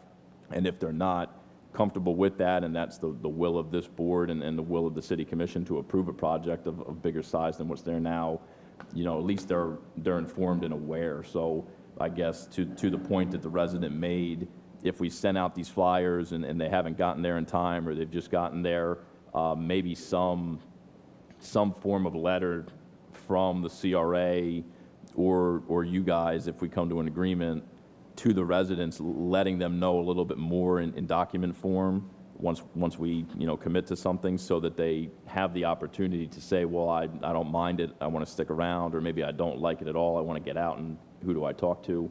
I just want to make sure we're mindful, but not forcing people to sell, or the appearance that they're being forced to sell. I want to be sensitive to that. Well, it's clearly not our intention to make anyone feel that we're trying to remove them from their community. We're hoping to be part of the MLK community and to just add to it. And if anyone has any concerns in any way, we would gladly welcome a communication and a dialogue with everyone in the community. Absolutely. And then again, as far as the income eligibility goes, I agree with the recommendations from the CRA board. As to diverse plant life, that, you know, whatever looks good and provides shade and, you know, is functional, I guess, in the area. As to parking calculations that would exceed the LDR requirements, I'd want to hear a reason, I guess, other than the crab board just wanting more parking. I'd want to have like a legitimate reason why we would require someone to have to do more than the legally required amount. So that's not so much a question for you. I'll talk to CRA staff and try to get a little more insight on that discussion. But I'm never really in favor of mandating exceeding our requirements, because if we want people to do more than our requirements, we should change our requirements. And that's kind of where I'm at right now. I think that the project has a lot of potential. I'm hoping that other property owners, you know, particularly Bell's Market, understands that this is an opportunity for them. They've been trying to sell that property to us for years, and for their own sake, if they miss the boat, now they're just a tiny piece of property in the middle of a big project. So I would say keep engaging them, even if it doesn't look fruitful, just because I think there will come a point in time when they realize if don't become part of the project, you're going to be left out of the project. So, Board Member Craig. Thank you. I don't want to repeat what Board Member Katz said, but I am in agreement. But my take is that, first of all, I want us to be good neighbors with this project. I'm just saying, the young lady that spoke about her property on Northeast 11th Avenue, I'm just saying we need to reach out to them and make sure that, you know, what we're doing is not encroaching and making their life miserable. That's my main concern. That's number one. My second question is about this wall. You said for local artists to use. Who will govern what goes on that wall? Because I'm just saying, I don't want a wall to be placed anywhere and then we see graffiti the next morning. Who will say this is what goes on this wall? Well, I don't know.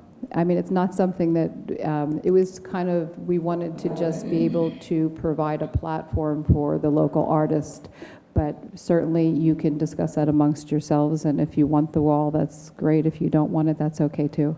And however you want to handle it, no problem. Yeah, my take is I'm in favor of the wall, but I'm in favor of what goes on the wall. As long as it's decent and in order, I have no problem. That's what I'm saying. Maybe it's something that they could apply or send a picture in and say, is this acceptable, or something like that. Thank you. We'll work it out. Okay, but I'm letting you know where I'm coming from.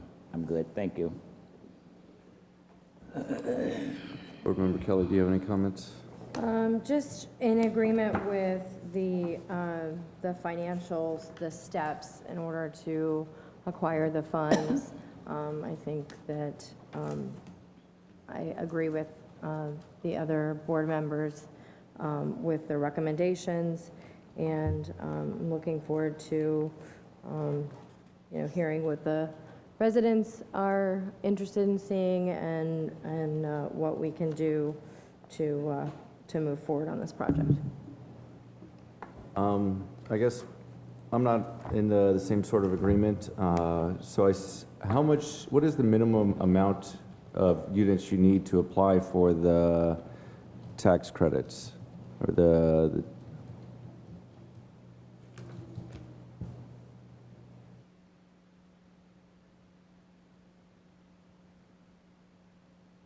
I believe it's 30 units. It's only 30 units, so you're trying to get it for all the units, 124. Is that correct? And you do get a certain amount per unit, or is it based on the project? Depends on the cost of the project and the basis. It's a tax issue.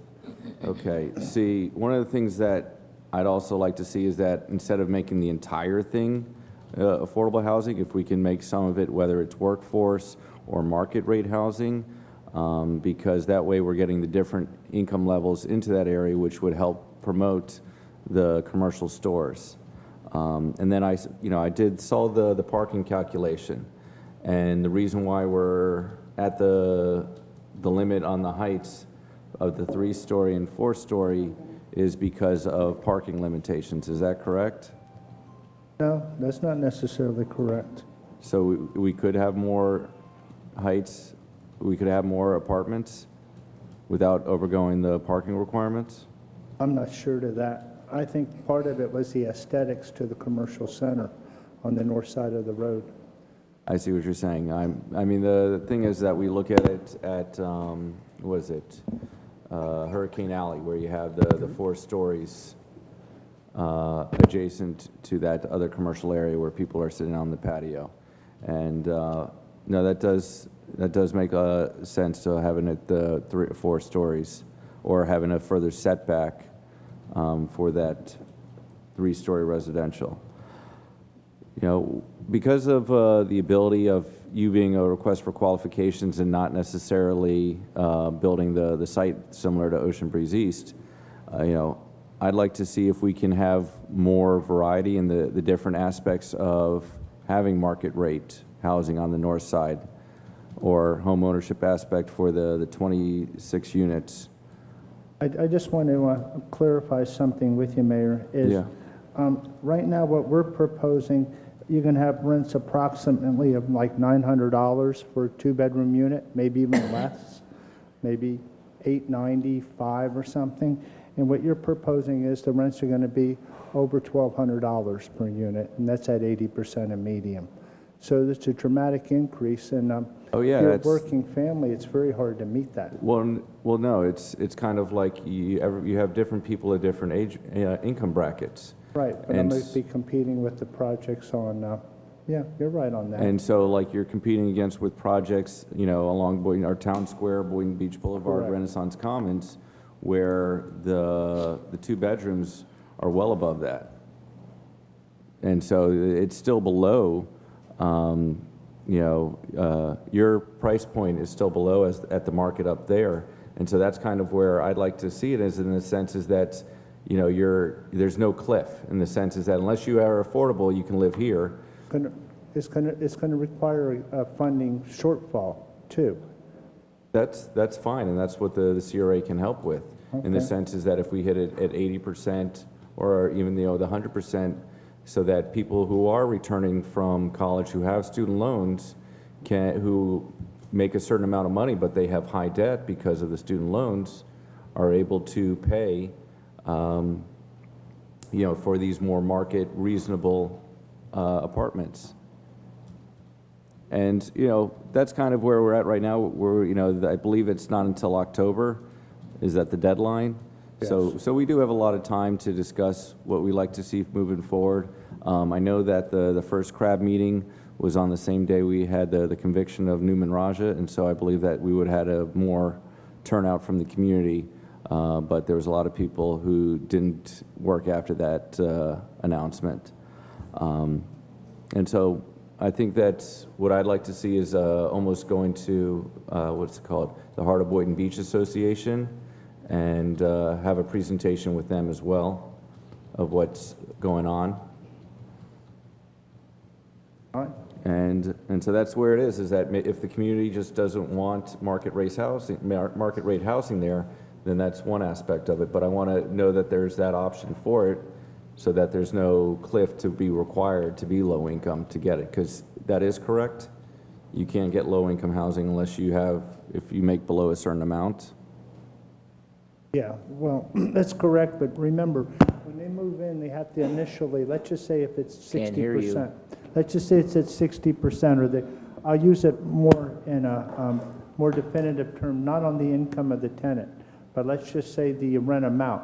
If they move in and the rent's $895, which approximately I'm projecting now for a 2-bedroom at 60% of media income, they could go up to 100, once they move in, it can't be that, but once they could get a job the next day, once they move in and they qualify, and they could get a job increase of 20, 30% in their pay, and they still qualify for the same unit at that low rent.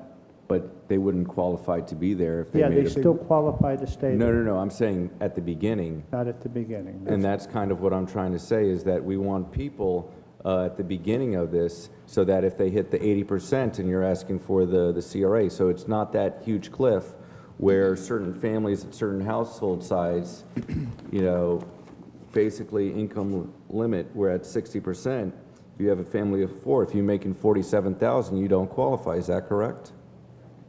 And so that's kind of where I want to see it, so that there's not a cliff, so that we do have that 80% or up to maybe even 100% because I don't see the 100% mark.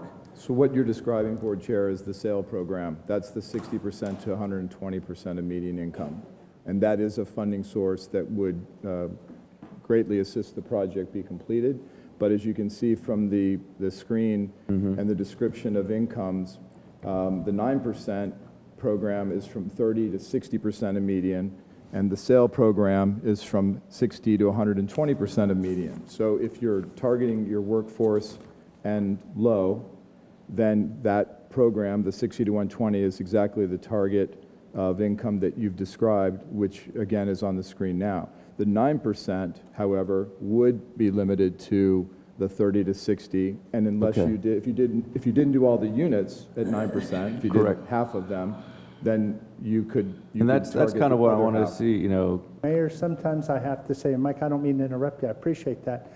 You know, it's funny, I have a young junior guy in my company, and he mentioned something to me, and it's brand new, it just came out, that you could income average now, and this is just went into effect this year, to where you could take units and so all your units have to average 60%, but the units that are at 30%, you could go up to 90% for the same amount of units, Okay. or higher over that. So that'd meet your objective too. So So that's- it looks like we're going to have at least 20% of the community at around 80 or higher percent of income. Okay, well, that's really great news. And that's kind of where I'd like to see it as well, is that instead of, I know getting the 9% tax credits for the whole thing would be great, but if we don't get that first bite at the apple and we wait a whole another 24 months, I remember, I think you won the 2017 RFP bid, and then you won that tax year's, that Florida Housing Financing Corporation's tax. We still have, you're finally in the site plan aspect of it now, and, I hope, construction's going to start by the end of this year, but we're still looking into, from 2000, from winning it in 2017, it's just going to start in 2019, which hopefully means it's going to be finished in 2020 or 2020, beginning of 2021. Hopefully 2020.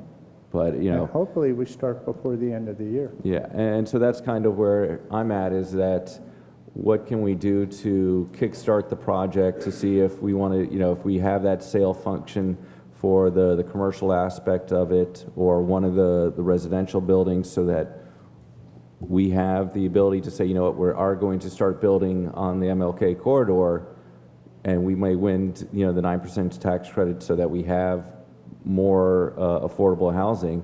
And I'd like to see, something built more sooner than later, because we don't know what's going to happen with the real estate market as well. I think what's wonderful, this is what you're mentioning, and but I think if we pledge to income average, that'd put at least 20% of our units at 80% of median income, if not more. So I think that'll meet the objective of the mixed income, and I think the IRS rulings and Washington's feelings and everybody's is state of Florida, it's better to have a mixed income project like you're mentioning.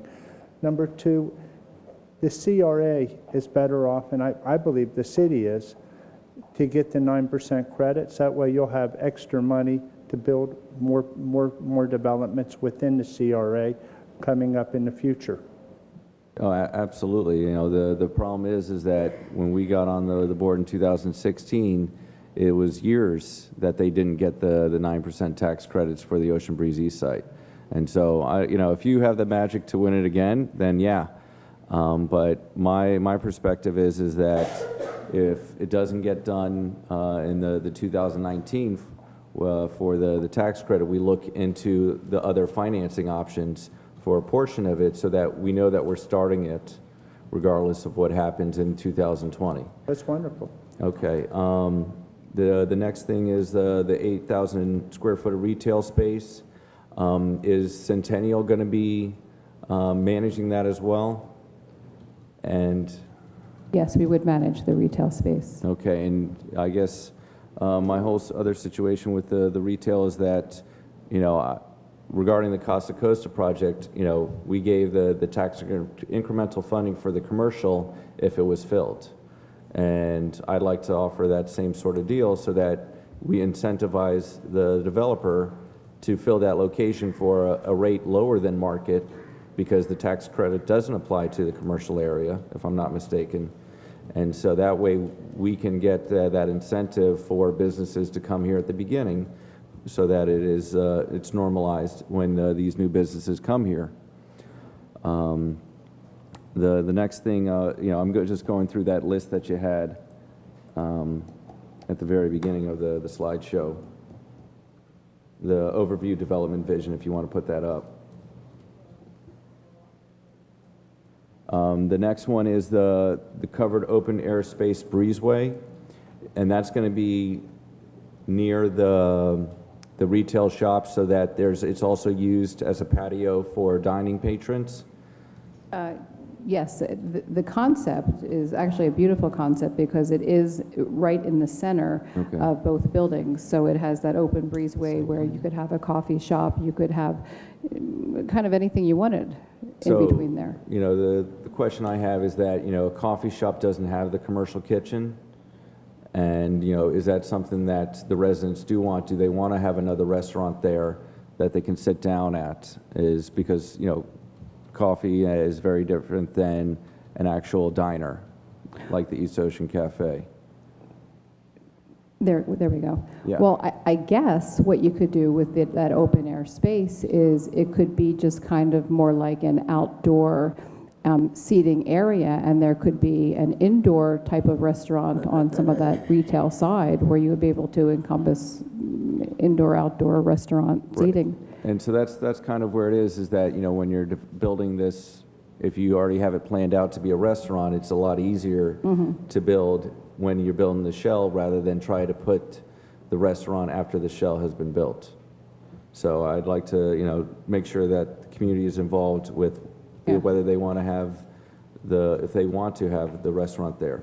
The 2,500 square foot office space, office leasing space and clubhouse, is that going to be dual function in the sense is that your office can use it during the day and then it can be? Well, as a leasing / community center for the residents of that community, yes, typically what we do is we have our leasing office inside, and then if the community needed to use it for some type of function or whatever type of programs we're running, they would be using that space. And so there will be, I guess the room with this projector and so that they can have presentations over there as well? Oh, yeah, we have a computer lab. We have beautiful kitchens in there. Absolutely. Okay.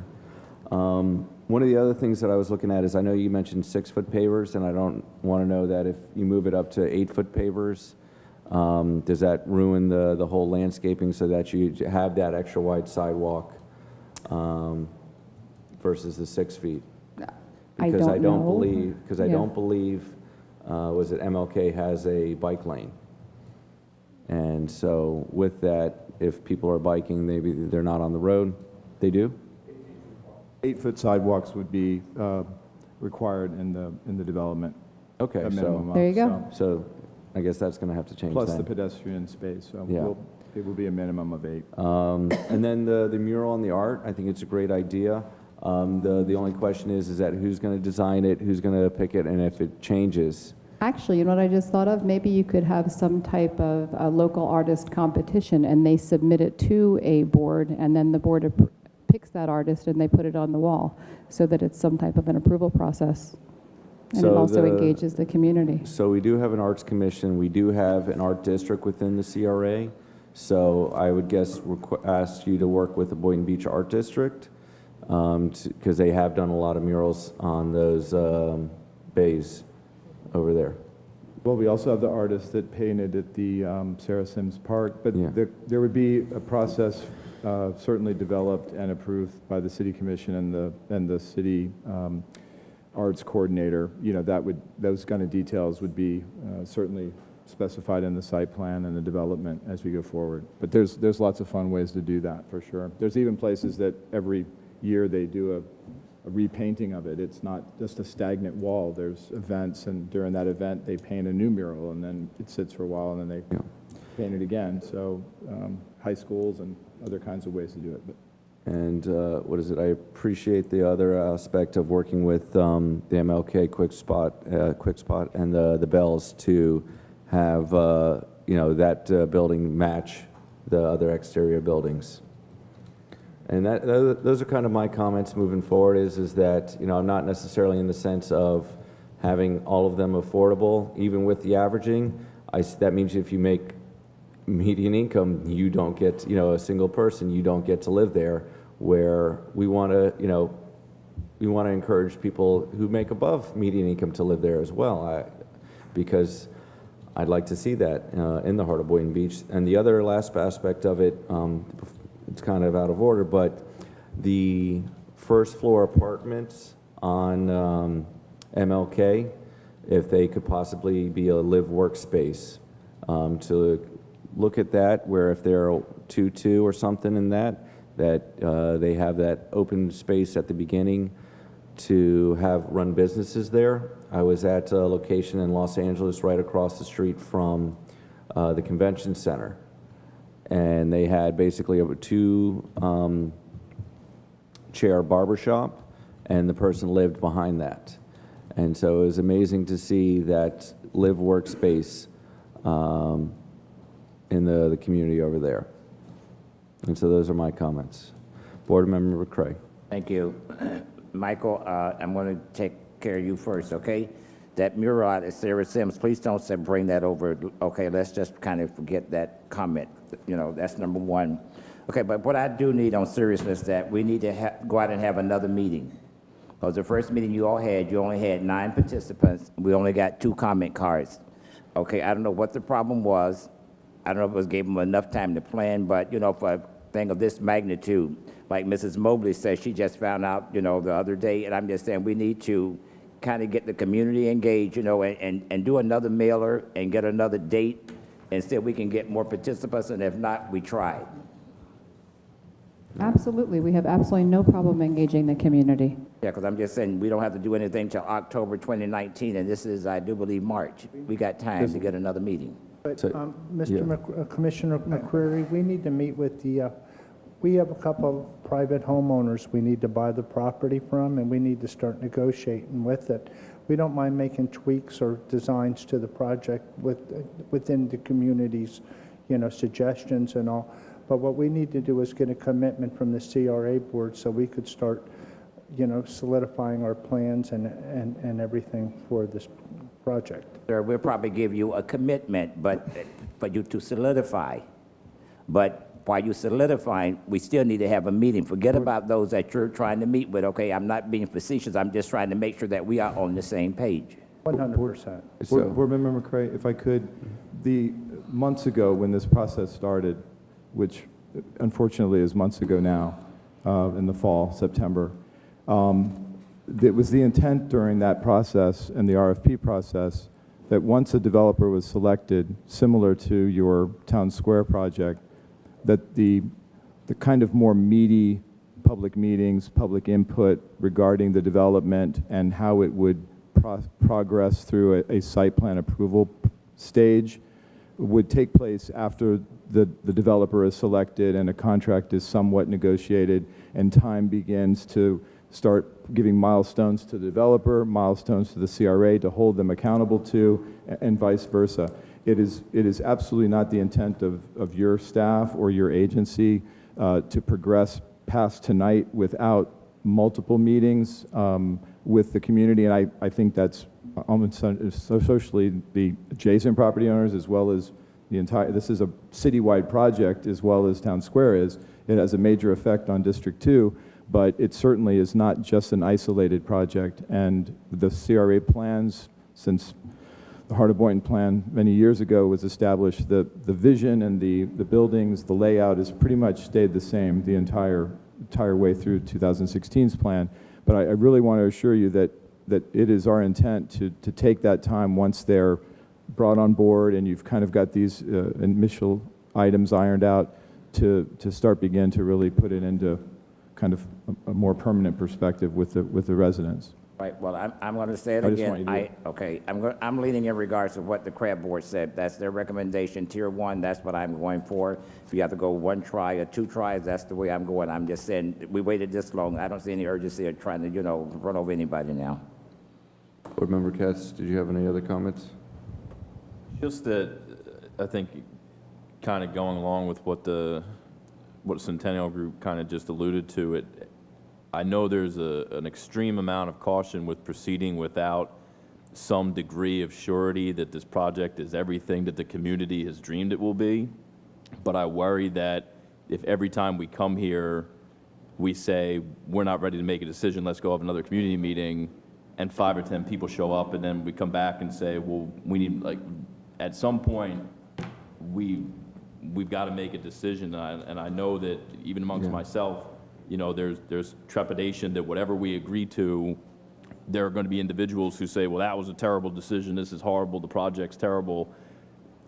But if we try to create a project that appears to please every single human being in the heart of Boynton, we're not going to build this for 20 years because it's going to take that long to figure it out. So I'm all for having another community meeting. And if we need to, as a CRA, send individual mail, not, with a water bill or anything, but just send straight mail again or 2. But I think, 1 more meeting, and then we as a group make decisions on these key questions that have been put before us, so that we can't move forward unless the group we awarded this to understands what direction we're going. So I think at some point we've got to say we've had enough input. This is what we've gathered based on that input and what we believe we can do, and commit and hope that people agree with us, because we're making decisions based on what we thought the public wanted. My question is, how much time do you need to fill out the 9% tax credit? We'll be applying in November.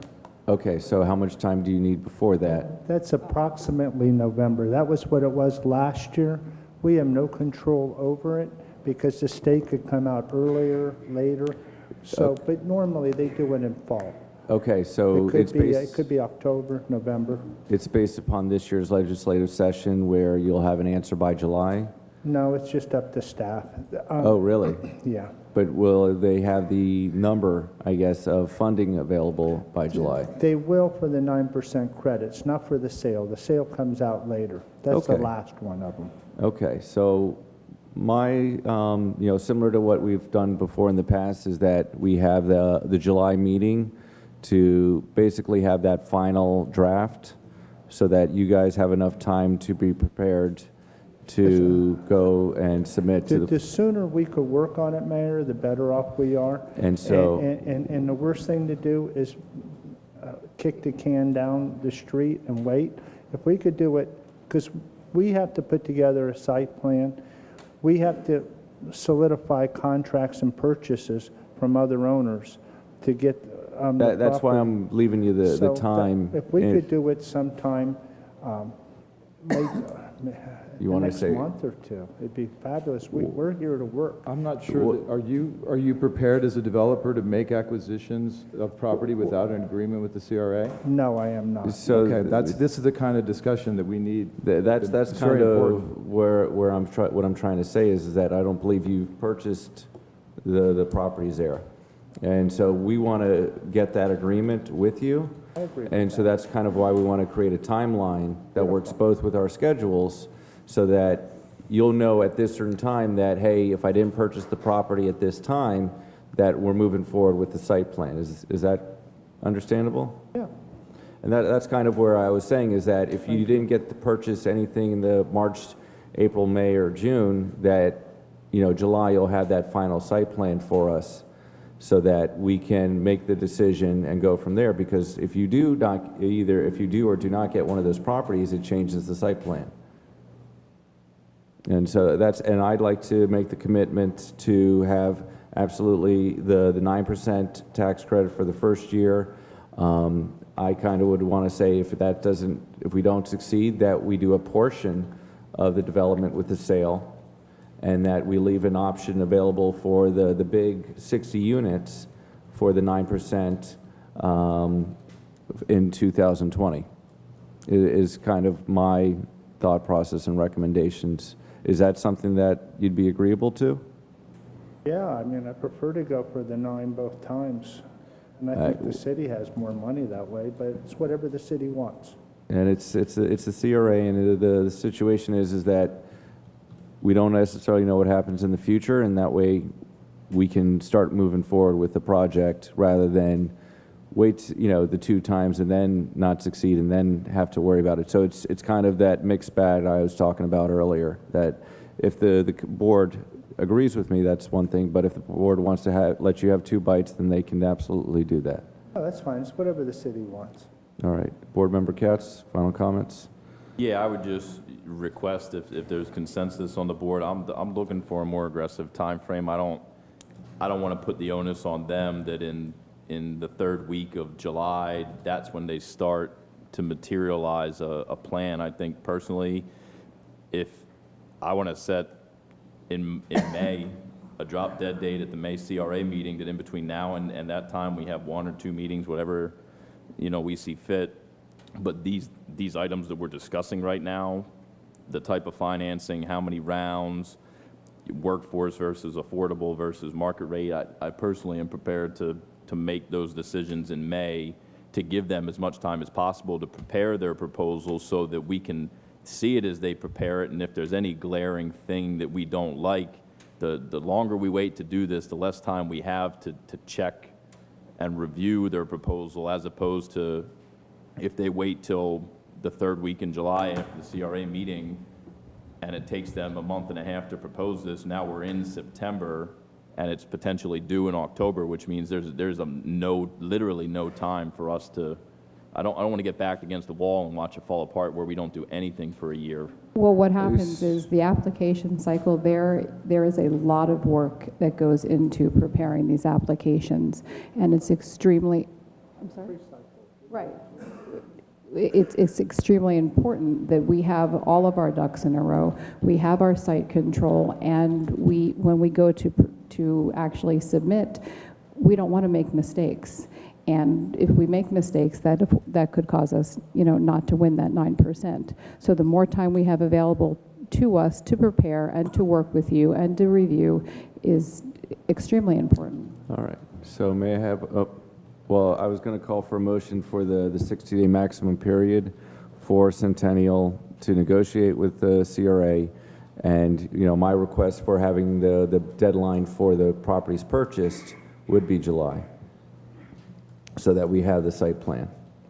Board Member McCray. Thank you. This is my final comment. I understand that I know what you're all up against. I understand what we're up against, and I do recognize that you all need this time, but I'm just saying, I'm in favor of blessing this project, but I want you all to make sure that you all continue to keep the community engaged and listen to what they have to say, because, they have to live there. And I'm just saying, I'm counting on you all to make sure you all uncover every stone, every piece of grass. I'm just saying, make sure that, everybody who needs to be engaged is engaged.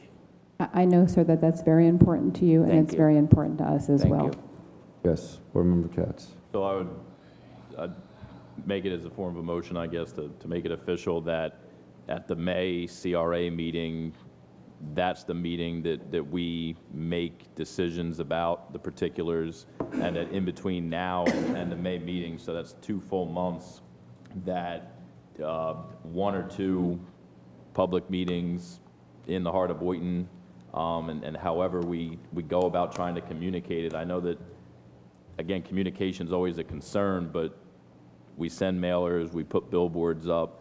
I don't know what else could be done to draw more attention to it, but, 2 more meetings in between now and the May CRA seems like that is an appropriate amount of final, here's your chance to get some input and show up. So the motion is to make it date certain at the May RA that we vote on the particulars so that a contract can be established, and to hold 2 community meetings noticed as abundantly as possible in between that time. Second. All right, Tara? Yeah, Yeah, I just want to make sure that illegal. what our options are, is that the having negotiations with Centennial Management Corporation for 60 days to prepare the formal purchase and development agreement, or is that saying that we have 60 days to start that? The motion that was on the floor. I think what the motion would comply with the RFP, if that's the concern. But I think from a legal perspective, I would like to know if that's to bring back the terms in the form of a purchase agreement, or if you just want a term sheet. So I'd like to have what our second option, so that on that meeting on May 14th, we have the contract ready for our review. Is that what you're asking for? Yeah, so that at that time, there's a product for us to vote on, and if we have particulars we disagree with, that's the meeting where we say, change this, tweak that. So at that meeting, if we can come to consensus, everything moves forward. So yeah, negotiate terms to present at the MARA, incorporating input from the public, so that we can choose a direction at that time. Yeah, and as we have done for previous projects, we'll do it with a full agreement with all of the legalese that you may not need to discuss, but with a term sheet that outlines the business points that we'll need to discuss, so you can go through them one by one and give direction to legal and to Centennial about what needs to be changed to finalize the agreement for execution. And we can include the contingencies if something doesn't succeed, or if it does succeed, Yes. moving forward. Yes, sir. And so I don't know if Louis is still here. Does that? Oh, I'm sorry, yes, no, that sounds fine. I was thinking about Ocean Breeze and the contract that we had done for Ocean Breeze, and pretty much I think that we can use that as our foundation. Correct. And just tweak a little bit. We'll have it. That is my motion. I mean, Okay. That's my second. All right. Board Member Kelly, any further Yeah, discussion? I just have one thing, just on the marketing and getting the word out. I feel like the flyers are not working, and maybe we need to get creative.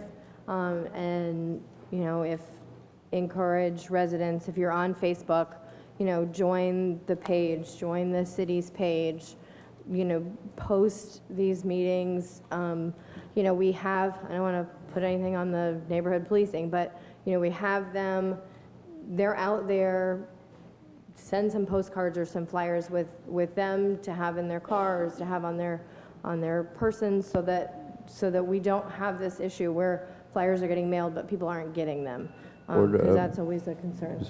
Board Member Craig, I got a quick question for you. In the sense is that in that district, what is their elementary school? That district with Poinciana That's choice as well, so it's, and Galaxy. okay. So And, yeah, I know we got those two. so we would, Rolling Green Rolling Green. so basically and we, Forest Park, you can send them out. Yeah. so in addition, if you need assistance, we'd also like you to contact the principals of the Boynton Beach Community High School, the Congress Middle School, Galaxy, Poinciana, Rolling Green, so that Give it to students. we can give it to the students, who can give it to their parents, or just let the principals know, because maybe you would want to have that meeting at Poinciana or Galaxy for that community meeting, so that the schools, you know, the children might have something to say about what goes there as well.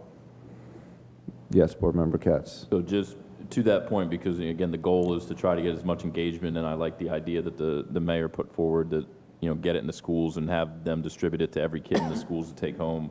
To CRA director, I guess, you know, in an abundance of concern to make sure that nobody gets one flyer too late or the day before, as was explained to us at the onset of this discussion.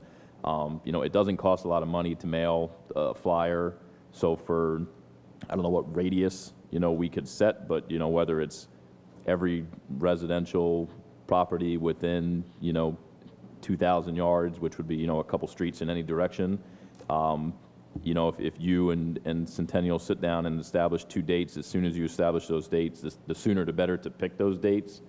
You know, send 3 or 4 mailers to every house within that radius, so that there's no way that someone couldn't get it. Again, it doesn't cost a lot of money to send a couple pieces of mail through the CRA. I think we could probably afford to do it. I want to make sure that when we come back here in May and we sign on something that there's no way anyone at that point could say, I didn't get it, if we sent 3 mailers to people prior to the date. It's a cheap way to get directly in their mailbox. That's fine, that's no problem. We can work with the CRA, come up with the flyer, exactly what you want the flyer to say. We can get a mailing list and we can send them out. And we'll pick the dates as soon as possible. And so I'd also like to have in that motion that we give authority for the CRA to approve the flyer and not have to come back before us to approve the flyer. And does the CRA want to do the flyer? Do you want to make the flyer? Amend my motion to incorporate the authority and discretion of the executive director to plan the marketing for these meetings. Second amended. Michael, do you have a question? Nothing. I was just going to let you know that we'll provide you all of the steps that we took prior to tonight, as well as, so you know, we didn't provide a presentation of all of our steps of and that's not, I'm not. I understand. I'm not saying any of this is an indictment on the CRA or Of course staff, not. just that. Or that we may have done some of these if already. we We're happy to do this. Cross our T's and dot our I's 5 times. It's my job. Then it's. I embrace it. It's not a problem. Because of the historical nature of Martin Luther King Jr. Boulevard, I'm in the sense is that we want to make sure that everyone who has the open ears can hear what's going on. Absolutely. All right. Any further discussion? Seeing none, all those in favor state so by saying aye. Aye. All those opposed? Motion passes unanimously. Also, Board, I'd like your permission, I wanted that motion to go through, but I'd like your permission to leave this item on the agenda as a running agenda item and with the CRAB, so that even if it's just putting up the site planning and ask if there's any comments about it, I think it just gives, 2 or 3 more meetings as well as the 2 meetings, if you're with your permission, just so you'll know why it's on. Yes. Okay. We won't have Thank you all Centennial there very every much. time, but at least we Thank can you do it. for talking with us. Thank you. you. Thank you, Board. Thank you very much. Our next item for old business is item 14G, discussion and consideration of the CRA's Cottage District infill housing project conceptual development terms. Before Neighborhood Renaissance begins, I had the conversation with you, Michael, and we are at somewhere between $1.8 and $2 million of improvements needed before building can begin.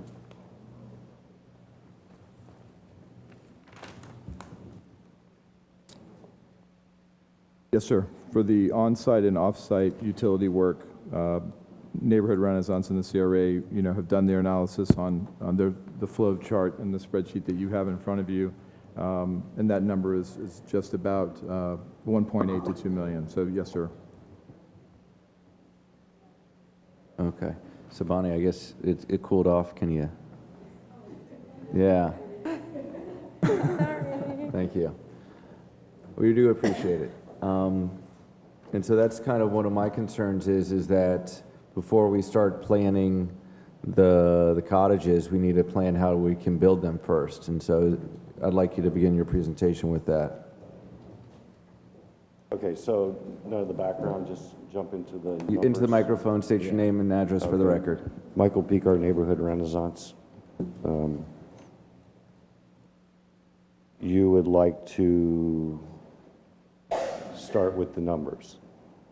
Exactly. It's okay. Before we go to the design, let's see how we can build that together, because it's a little bit different than Centennial's model.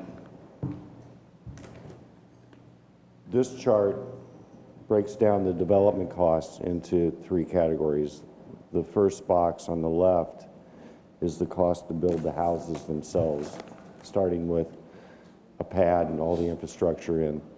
The second box from the left is the on-site work, and that's all the internal streets, bringing the utilities in front of or to all the internal lots,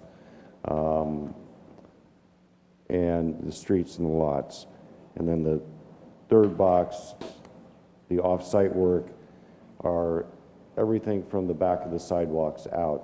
So in our plan, we include new sidewalks, curb, landscaping on 4th, 1st, and 5th, as well as the city and Public Works who've asked for upgrades and replacement of some of their aging infrastructure like water and sewer.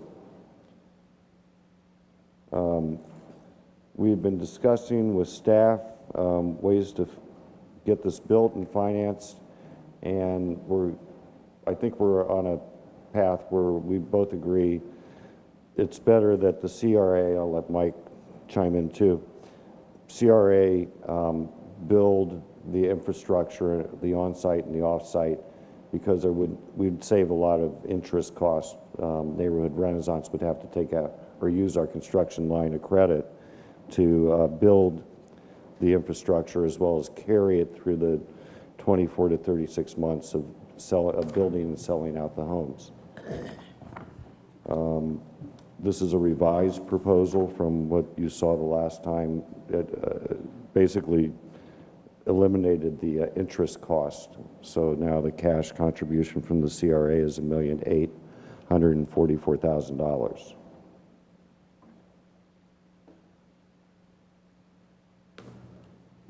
Okay.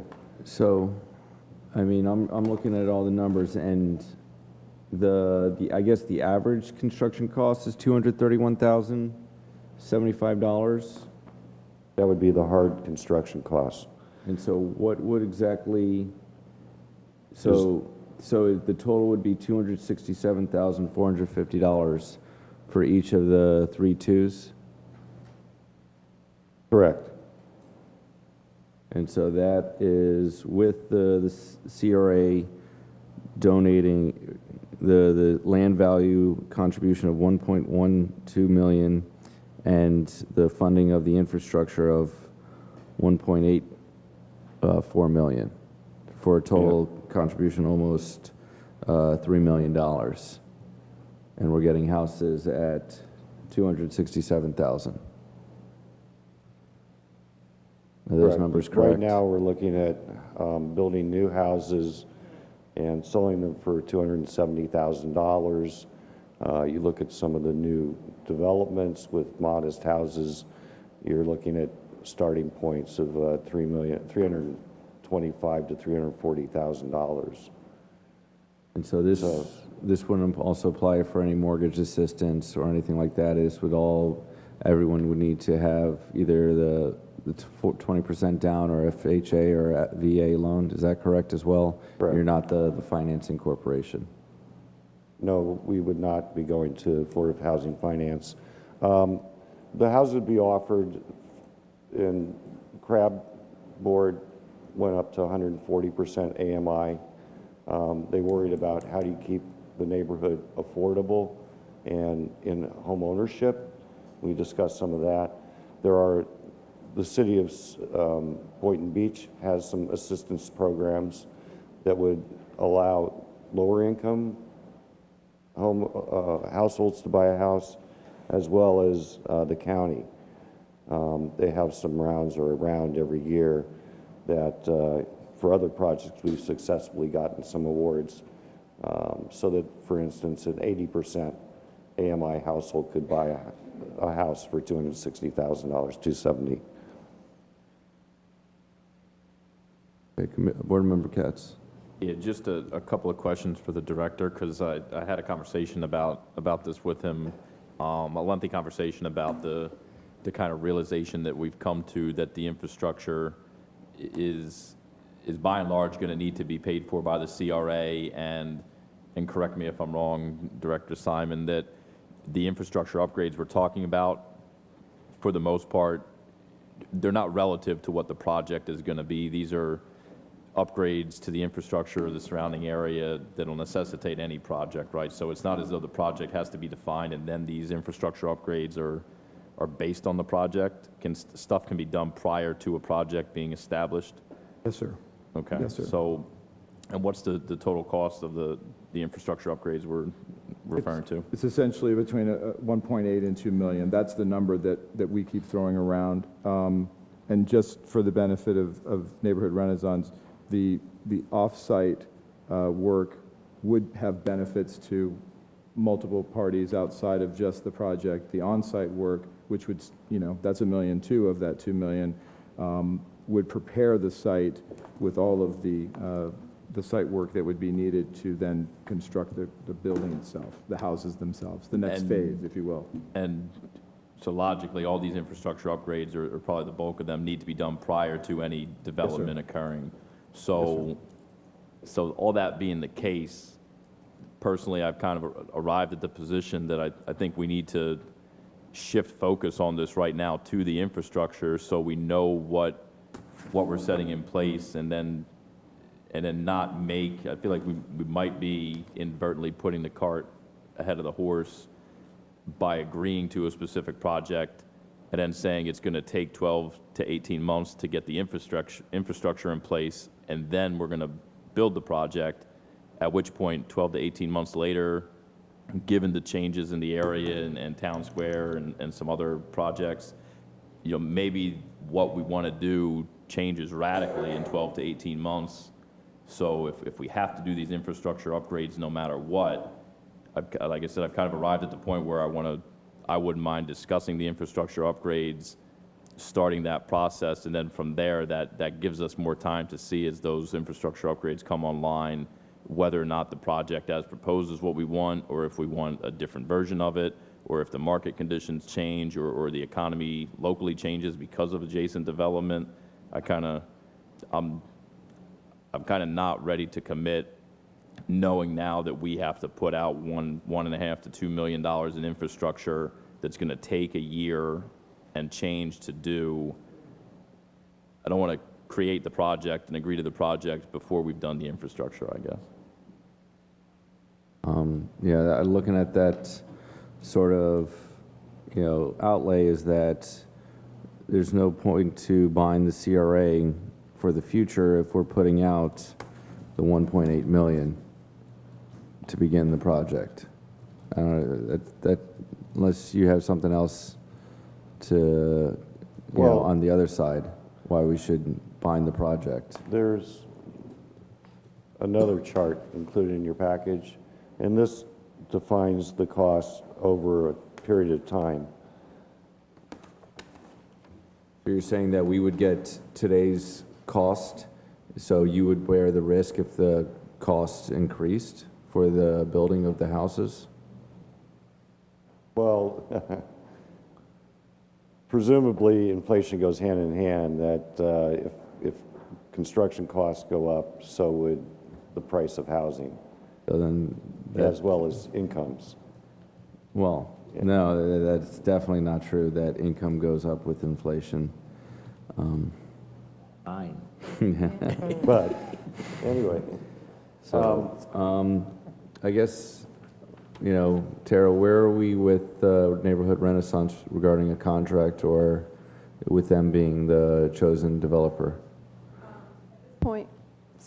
At this point, if the board's will was to terminate negotiations with Neighborhood Renaissance due to this unforeseen infrastructure cost, you would need a motion to do that, and then subsequent to that, or as a joint motion, a motion to cancel the request for proposal, or terminate the request for proposal and qualifications. Okay.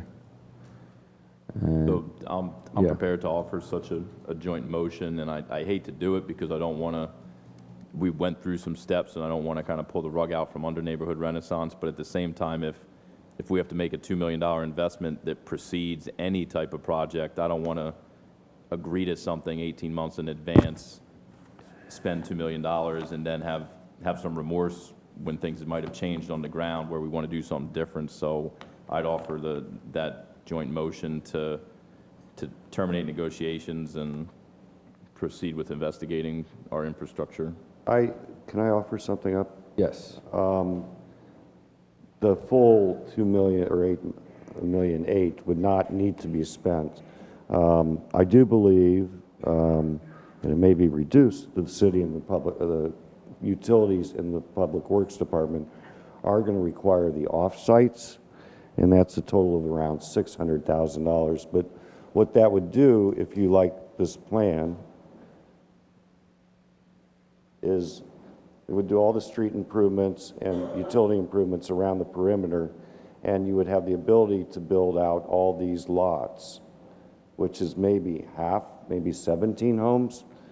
And then later, depending on what the market is, you could subdivide these internal lots or build the internal infrastructure. So that you can build out the interior lots. And so we're basically building it in 2 phases then? Is what the proposal is now? Yeah.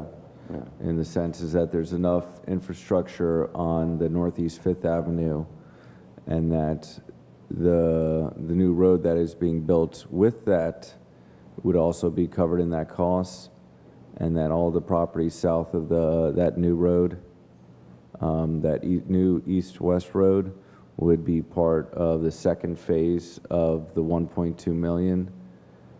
Right. The one thing that would change is that these houses here would have to have their driveways on Fifth and lose, I think, 10 on-street parking I mean, spaces. that's the thing, you can't then do it in 2 phases. Yeah.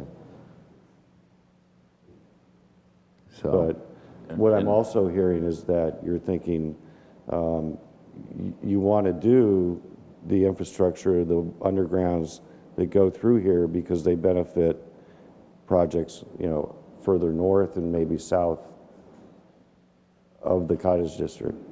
I mean, the other situation is that we have, Ocean Breeze East coming in before site plan approval, and if we don't ask them to, currently that site has the capability for that project. However, we may need to, but they may be tapping that line, and so it's kind of like we don't want them to be first in time to take all the resources, and then for the CRA to have to pay for additional resources along Seacrest to fund the MLK corridor and to fund the cottage district. So that's something that the city might look into regarding a conditional permit or conditional requirement for the Ocean Breeze East, that they'd have to pay for more of the water utility along Seacrest. But, as it currently states now is that whatever happens, the CRA is going to have to spend over $500,000 before anything is done regarding the cottage district. And it doesn't make sense for me, even with that amount, to bind it for in the future. And so. Yeah, that's kind of where I'm at, so. So if I have a second, we can move forward with Board Member Katz's motion. Second. Tara, could you restate? Yes, I'm happy to. So the motion is to terminate negotiations with Neighborhood Renaissance and to terminate the RFP, RFQ for the Cottage District project. So moved. Motion, I second it. Okay, thank you. Okay. Any further discussion from the board? Seeing none, all those in favor state so by saying aye. Aye. All those opposed? Motion passes unanimously. All right. Larry, you ready to give us an update about the Palm Beach County Housing Authority's parcels in the CRA? Really appreciate you coming here. Thank you. My pleasure. Good evening, everyone. Always good to be here. Palm Beach County Housing Authority's gone through a transition. We lost our executive director the middle of 2017, and finally are fortunate enough to have a extremely qualified young lady who's taken the helm at the Housing Authority. She comes with an abundance of experience in not only federal programs, but all aspects of running a housing authority. We have adopted the phrase that it's a new day at Palm Beach County Housing Authority. We do have a significant presence in Boynton Beach. We have, the Housing Authority operates over 40 single-family houses as part of their public housing program. Most of those are in the Boynton Beach corridor, stretching along Seacrest, and a few a little further west. We also own some vacant lots that I know you're all aware of. We did meet with the CRA probably 3 weeks ago or 4 weeks ago at this point. We are going through all areas of business and aspects of current and past issues that have gone on in the Housing Authority and reviewing where we're at with different developments. And we look forward to eventually working with the Palm Beach County Housing Authority, working with the Boynton Beach CRA on various properties that we own here, many vacant parcels in the Cherry Hill District, as well as possible other opportunities. I could share an enormous amount about the Palm Beach County Housing Authority, but I'd rather ask if you have any questions or there's anything that I can answer. Yes, Board Member Katz. Yeah, I appreciate you being willing to speak because it wasn't necessarily anticipated or planned. My So pleasure. if I ask any questions and you don't have the information off the top of your head or you're not able to answer at this moment. If I can't answer a question, I'd rather tell you I can't answer it and get back to you when I've done the homework, or I have my cheat sheets in front of me, which I do in my office. So how many, or Mike Simon might know this too, Director Simon, how many vacant parcels in the CRA district do we believe the Palm Beach County Housing Authority owns? I did not bring my notes with me, but I think your folks know that. I know they might know, Mike or the mayor. It's well over 20. We did create it's over 20. Some of those are 25-foot widths and some are 50. We created a map within the office for our meeting with the Palm Beach County Mayor, Mac Bernard, and the Palm Beach Housing Authority. I didn't bring it this evening, but I'm happy to share that with you. It's very easy to do. So let's say 20-something vacant parcels within the CRA, and I'm going out on a limb here because we didn't ask you to go into the long details, which you said you'd be more than happy to, which we appreciate. Not a problem. Presumably the reduced version of what the Palm Beach County Housing Authority's kind of goal is to provide affordable housing opportunities. Our mission is to provide safe and sanitary and affordable housing. It's not to sit on vacant land. Right. So how soon can we get to a discussion whereby the Palm Beach County Housing Authority sells or turns over all those vacant lots to the CRA so that we can in turn turn over all those vacant lots to Habitat for Humanity, which comes before us on a pretty much monthly basis and plucks a lot here or plucks a lot there that we own, and we give it to them for free so they can build on it. If the mission of the Palm Beach County Housing Authority is to take these lots and make affordable housing, I'm pretty sure, and the director can agree or disagree with my statement right now, if we were given those parcels, I believe within 12 months' time, through negotiations with Habitat for Humanity, we could probably have every single one of those parcels earmarked for development. I think they come and they ask constantly, so if we could give them a pile of property, I think they'd jump on it. If the goal is to build the affordable housing, this seems like the quickest, most efficient way to do it. And I don't want to, demand the housing authority not have any role in it, but if we can do it quicker, faster, and better through Habitat, what kind of deal can we strike in the next couple months where we get those properties and just we move forward with that? Well, I think the best way to answer that is, unfortunately, there are a tremendous amount of steps that have to be gone through. Those properties, the Cherry Hill properties, were formerly public housing. And in order to dispose or repurpose public housing in any way, there are many, many steps that have to take place and applications to HUD, who's involved in the ownership of that property. Not from the standpoint of being able to just take it and transition it to someone else, but through Palm Beach County Housing Authority.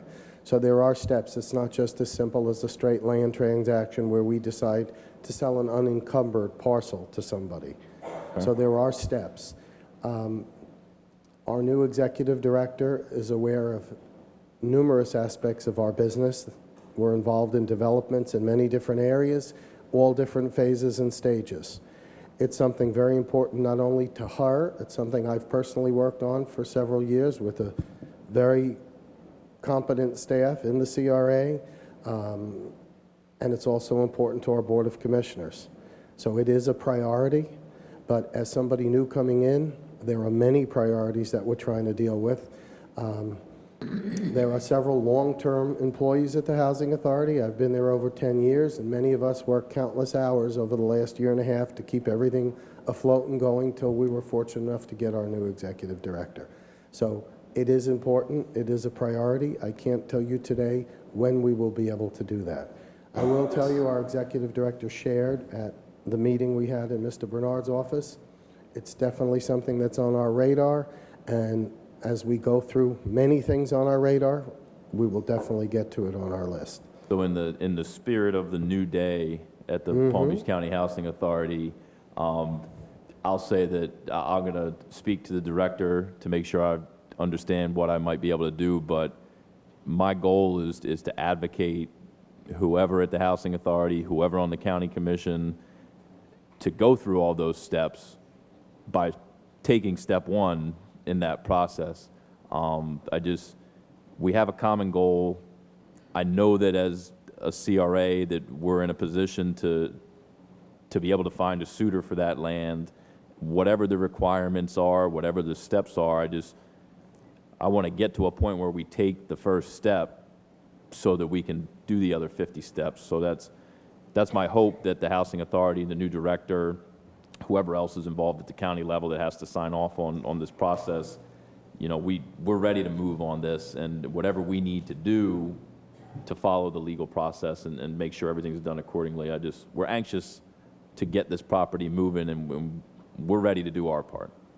Our agency is a federally funded agency. We're not a county entity. Even though our name carries Palm Beach County Housing Authority, we're a quasi-governmental agency. We're not part of the county.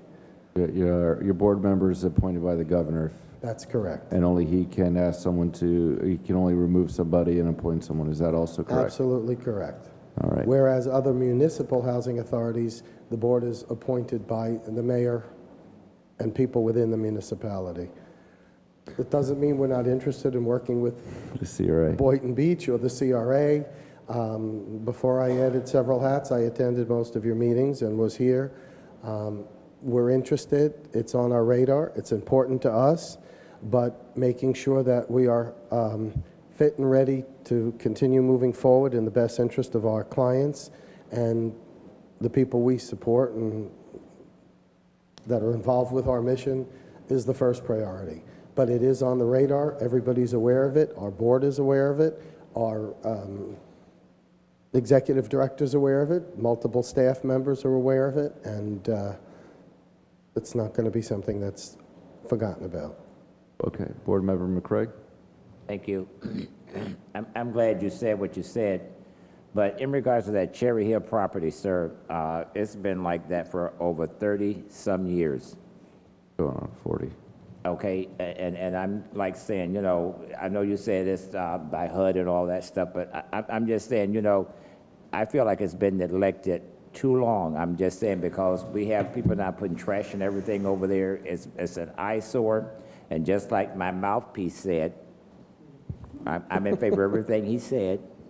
But we do need to move forward as soon as possible. I'm just saying, at least give us something back. If you all are not going to do anything, tell us what we can do. We can write letters to them to say, this has been gone unforeseen, because when we should have been working on it, I think the ball got dropped. I'm not blaming anybody, but I'm just saying it's property, it's land that's just sitting there, and it's really an eyesore in that section of town. Well, I'm concerned that you're telling me it's an eyesore because we sign off on bills on a monthly basis to have it maintained. So if it's not being maintained and we have people who drive by to check that it's being maintained, then I need to be aware of that. So I don't know why it would be an eyesore because it is maintained by the county. It's a vacant lot is the eyesore. The fact that there could be a building is what's upsetting. I understand that, but when we talk about an eyesore, generally, there's rubbish, there's trash, there's an unstable building on it, there's some other kind of a hindrance. Sir, I'm going to go back. It's an eyesore because I have to get in with our public works and go and say, they got this trash over. It's illegal dumping that we have to pick up. It's an eyesore. I live in District 2. Okay, I live about 4 blocks, not even about 3 blocks from where this place is, and I ride by every day. And I'm just saying, you know, and it's land that's not being used properly, it's illegal dumping, and our public works has to go over there and pick up, because I tell them, I said, look, rats are over here running wild, and so they are. I'm just saying, perhaps you all are doing as much as you can. But if we had houses over there, it would be much better. I'm not debating that. Okay. But I Okay, just want to so- make sure everybody's aware, we pay to have those lots maintained on a regular basis. They're not ignored or neglected on our behalf. All right, leave me a couple of your cards. Larry, you may remember, and I wanted the board to know that we had scheduled a tentative follow-up We meeting did. to our meeting with the new director, who had, I believe at that point was there maybe a week or two, you know. Correct. So we have a follow-up, and to Board Member Katz's point, CRA staff, with our experience in other, in previous positions in other CRAs, I think the goal is housing, the goal is redevelopment, and that is certainly the mission of the Housing Authority. We would like to be able to offer and explore every option within the Housing Authority's envelope of creating housing and with the CRA's desire for housing. You know, there's 38 some lots, you know, we've counted them now, so there's 38 some lots. That's a big project for a housing authority. It is a fairly large project for a CRA. There are many joint efforts across the country that we could, you know. So I don't want to get in the weeds with it, but I just want you to know that we really want to push every option we can with them, and it may not be acquiring all of them. It may be some of them. It may be helping them build. It may be a combination, But regardless, absolutely. we really want you to know we're on your same page there too. All right, so Board Member Kelly, did you like to? Okay, so one of the things that I'd like to start the ball rolling is there's a property, 402 Northwest 12th Avenue, that's in Boynton Beach, and then the remaining vacant lots west of that are owned by the Palm Beach County Housing Authority. I'd like to start with that area because it's a small area. Across the street is where you have over an acre, and that may be better as a townhomes or, you know, not single family, but at this location, I think it's only single family homes. And so I don't think we have to worry about what's that called? We just talked about a neighborhood in Renaissance. The site work for that area. So The infrastructure. Yeah, the infrastructure for those, it totals, what is that, 6 lots that you probably can get 3 or 4 houses on it. What I'd like to see, if your board would like to, you know, if we have that letter of intent to build those 3, you know, how do you build, I guess my question should have been, how do you build homes? And do you get the money from the government? And, you know, are you beholden to that government that gives it, whether it be the federal? No, we finance either Florida Housing Finance Corp. or one of several other options. And so, and then do you sell these homes, or is it for rental at a different rate? Before we did anything, we would put a business plan together to decide what market we were trying to attract, if we were trying to go for home ownership within some of our programs, because that's another thing that we had talked about in our agency. We have self-sufficiency programs. We have people that are already living within the Boynton area that are completing those programs and may be interested in purchasing a home. So there are other intricacies that the CRA may not be aware of that we need to take into consideration. If you want to shoot me an email with those addresses, I'll be glad to look into those lots specifically. Okay, no, I don't want to just shoot the email. I kind of want to start, you know, if the board is interested in having a letter of intent to say that we want to work on these properties first, because I can tell you now, it's 402 Northwest 12th. It's next to the CRA on 404, yes. it's Right. 402 to 412. So It's 402, 404, 406, 408, 410, 412. When I get in the office tomorrow, I'm not going to remember those lot numbers. And so that's kind of why I want to know if the board is willing to have that letter of intent, because we have that corner piece. I didn't bring notes with me to attend this meeting, but we did, as previously mentioned, we did set a tentative follow-up schedule, and I can assure you that we're reviewing countless things, so we probably wouldn't... That's the problem that I have is that I don't want you to try to move faster than what you can. So there's no point for us to ask you to do all of your properties, because the totality of that is too much. You can't understand everything that's going on in those 77 properties and then decide what we're going to do forward. I'm talking about 5 properties, an adjoining property with the CRA on a block, to say, how do we move forward with just this piece? Because I'd like to narrow what the CRA is doing so we won't necessarily have to talk to you about everything else, so that we can get a project going with the Palm Beach County Housing Authority. And what I'm going to ask the board of directors, I'm sorry, our chair, our board, is that can I get a motion for a notice of intent to work or buy, not to buy, but to help finance the single-family homes for home ownership for the properties of 404 Northwest 12th Avenue, 406 Northwest 12th Avenue, 408 Northwest 12th Avenue, 410 Northwest 12th Avenue, and 412 Northwest 10th Avenue, so that you understand where we are at as the board, so that when you go back, it's not necessarily a discussion with our staff, it's a discussion that says that this is what the CRA wants to start with.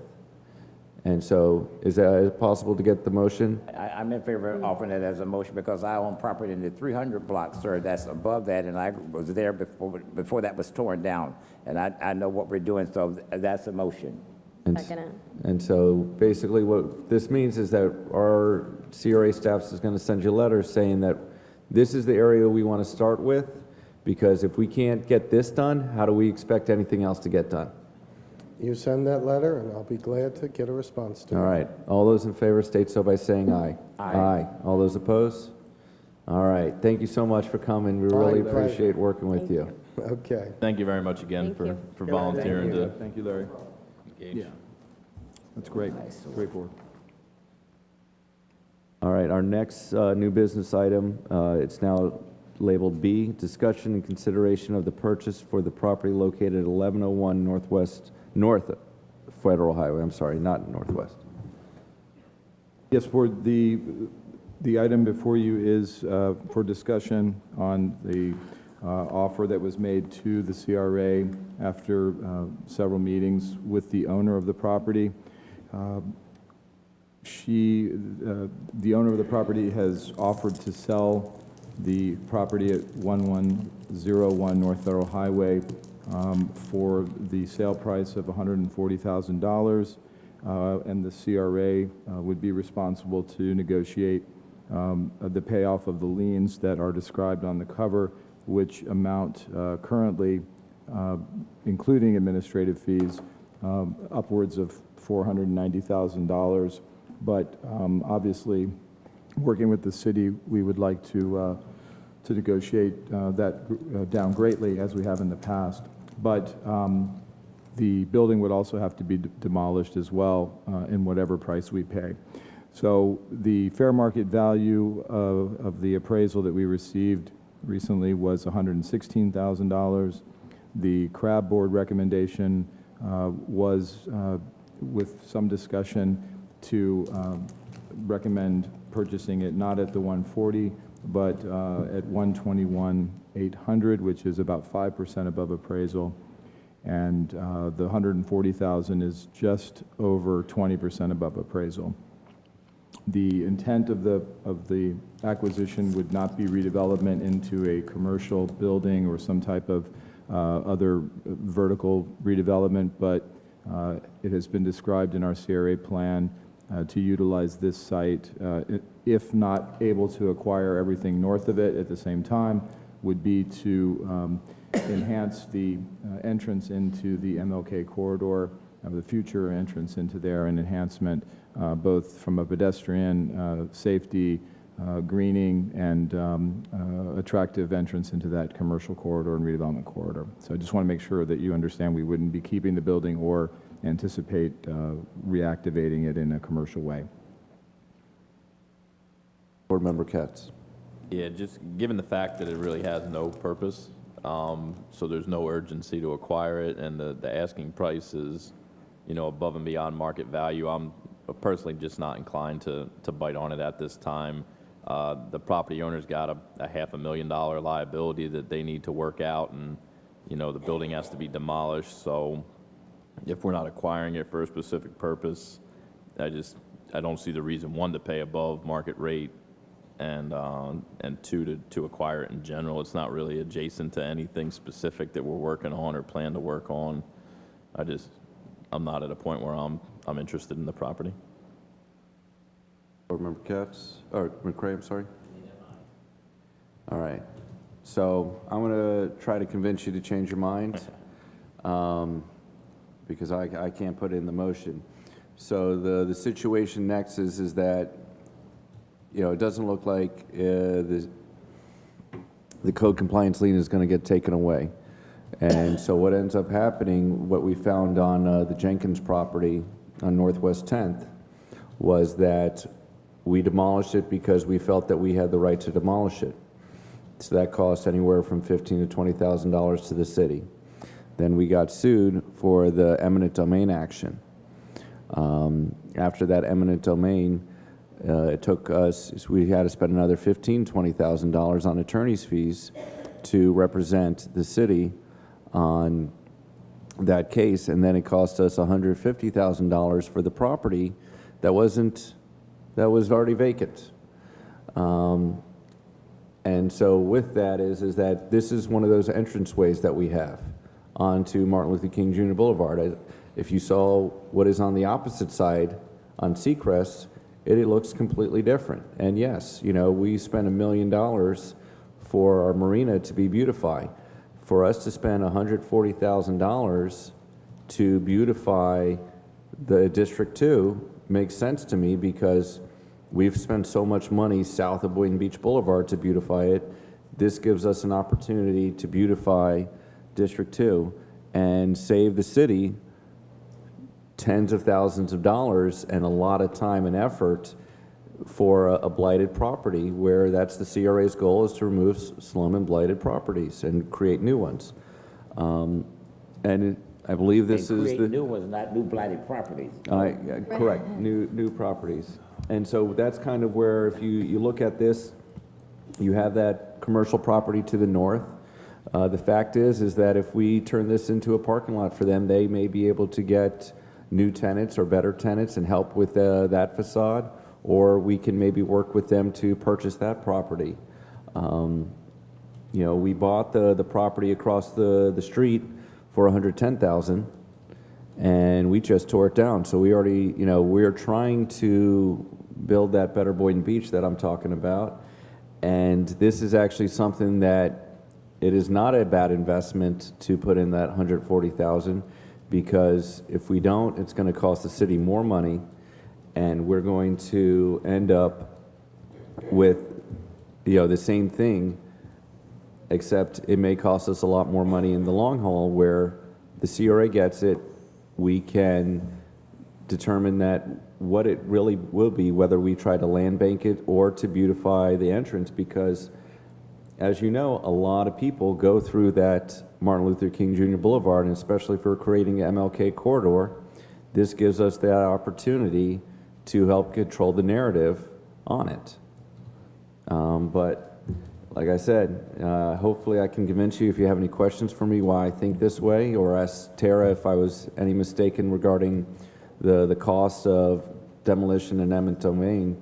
But it gets very expensive because of the attorneys only get paid from the increased land value, and so they get paid regardless of what happens, and so they can sue us, and on a contingency basis. Board Member Kelly, then McCray. Yeah, I tend to agree with the mayor or the board member, board chair in my last meeting. Okay. I feel like we need to strongly consider purchasing this property. I don't know that I agree with their demand of 140, just because although the city would likely waive our liens, there are administrative costs and things that we would have to pay in order to acquire this property. So I kind of like the option of approving the purchase of it at the 121, given the fact that we have to pay administrative costs in order to get this property closed. But I mean, just looking at the property, the sidewalks have been repaired and replaced across the railway, and then there's a cutoff, and then it just doesn't make sense. And so beautifying that and making a sidewalk all one level playing field for pedestrians and bikers and everything else, I think it just makes more sense. And it truly is an empty building that I'm sure we're dealing with rodents and creatures and all the other things that go along with overgrown weeds and empty buildings. So I would hope that we could come to some sort of agreement on getting this property purchased, just to save that corner. On the screen now. Would you like to make a motion for the 121,000? I will make that motion. So moved. All right. Board Member McCray? I'm going to second your motion, only clean up that corner. But I'm not in favor of $140,000. Okay. Yes. Yeah, I mean, in the spirit of compromise, it's worth 116 grand. If we buy it as is, we got to pay the money to knock down the derelict building. In the spirit of beautifying the entryway, I personally sign on to offering $100,000, leave it at that, and then we cover whatever costs we need to cover. Because I don't want to pay a markup on it. Certainly not the 140 they're asking, even the 5% that they're asking, because they're going to have to demolish the building if they want to sell it to anybody to get away from this lien. Yeah. So I'd be interested at a $100,000 offer, and we'll demolish the building. In addition to the fact that we need to, in rapid pace, come up with an idea. So we're talking about beautifying the entryway. We're talking about creating something. I don't want to sit on the property for 12 months or 24 months. So if that's the intent, the specific intent of acquiring this property, I'd want, within a reasonable time period to put an idea in place. And so, Michael, I do have a question for you, or Twee. The MLK corridor budget item that we have this year, would this qualify? Certainly. And so could we take we added additional funds to that for this year? Is that something where we could take the funds for? Absolutely. The Or a design, we already combination. have design professional services. I mean, we're required, and as the owner in demo, it would have to be sodded with Bahia as a minimum for the months that you would go through your site plan and development, what have you. So there is funding for landscape enhancements, whether it's the full-blown vision of what we see as the MLK project might come on, but we certainly can have funding to make it nicer after it's demolished. Okay, thank you. And so I'm happy with the 121,000 because it's not what the property owner wants, but I think with everything that goes on with the after costs that we're going to put in and the costs that we're saving to the city, we're definitely well ahead. And so is there any further discussion from the board? Seeing none, all those in favor state so by saying aye. Aye. All those opposed? All right, I heard it. So, You say it so nasty. you didn't really want to, but you did. So the motion passes 3-1. Okay, thank So you. report back. but we'll see if the property owner accepts or makes a counter offer. Very good. Oh, it Here was she a little is. I late. didn't realize she was here. Now you come to talk? Yes, Okay, so we would have to reconsider it, but go ahead. yes. I listened to your opinions, and I totally agree with the mayor, chairperson, Mr. Grant. You have not considered where this $500,000 lien came from. Failure to Totally. No, excuse me, Commissioner Katz. Totally violating due process. Totally, I can file federal lawsuit against, just like you say, eminent domain. Because I have already considered to file federal lawsuit for all this lien. Say demolish the building, say lien. Where did the mail went to? I have no idea. The only time I found out about the lien is when I proposed to CRA. The nice lady, Miss Teresa, told me there are liens on the property. I said, what liens on the property? Who mowed the lawn? Right here. Excuse me, Miss Ho, you have to stay at the podium.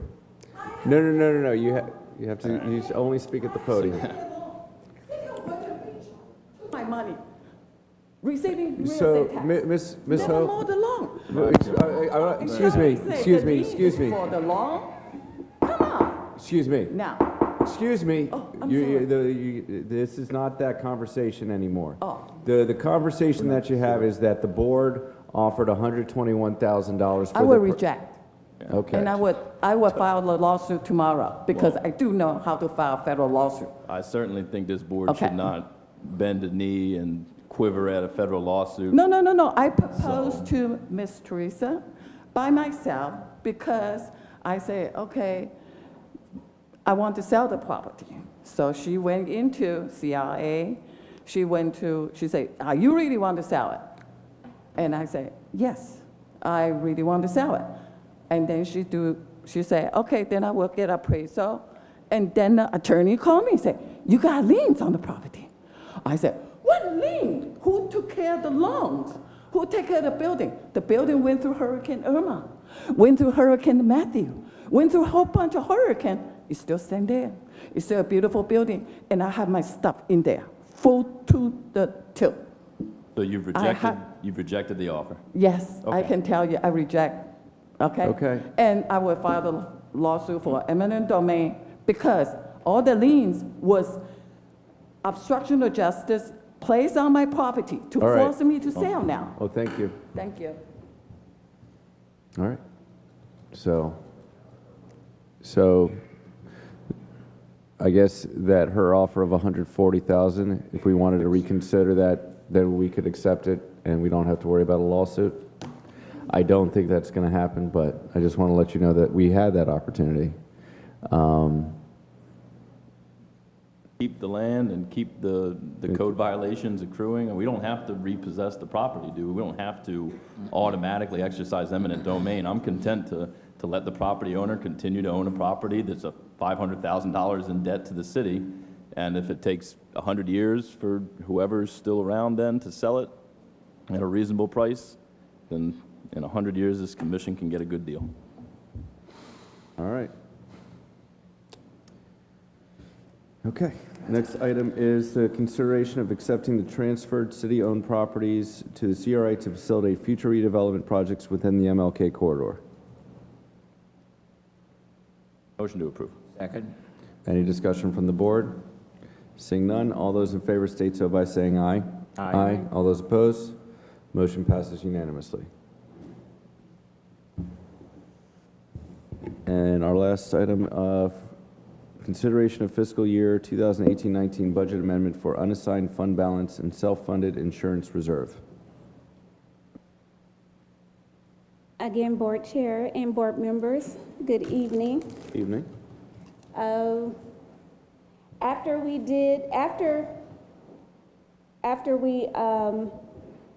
the audit, we did a cash analysis on the account, and we realized that there is monies that we can put towards projects, and it looks like we have estimated around $800,000, excuse me, and 800,000? 800,000. Okay. But Yeah. we have a self-funded insurance reserve that the board approved back in 2014 to save 20% of that. So we have approximately $640,000 we would like to offer to the board to reallocate for any projects you would like to have.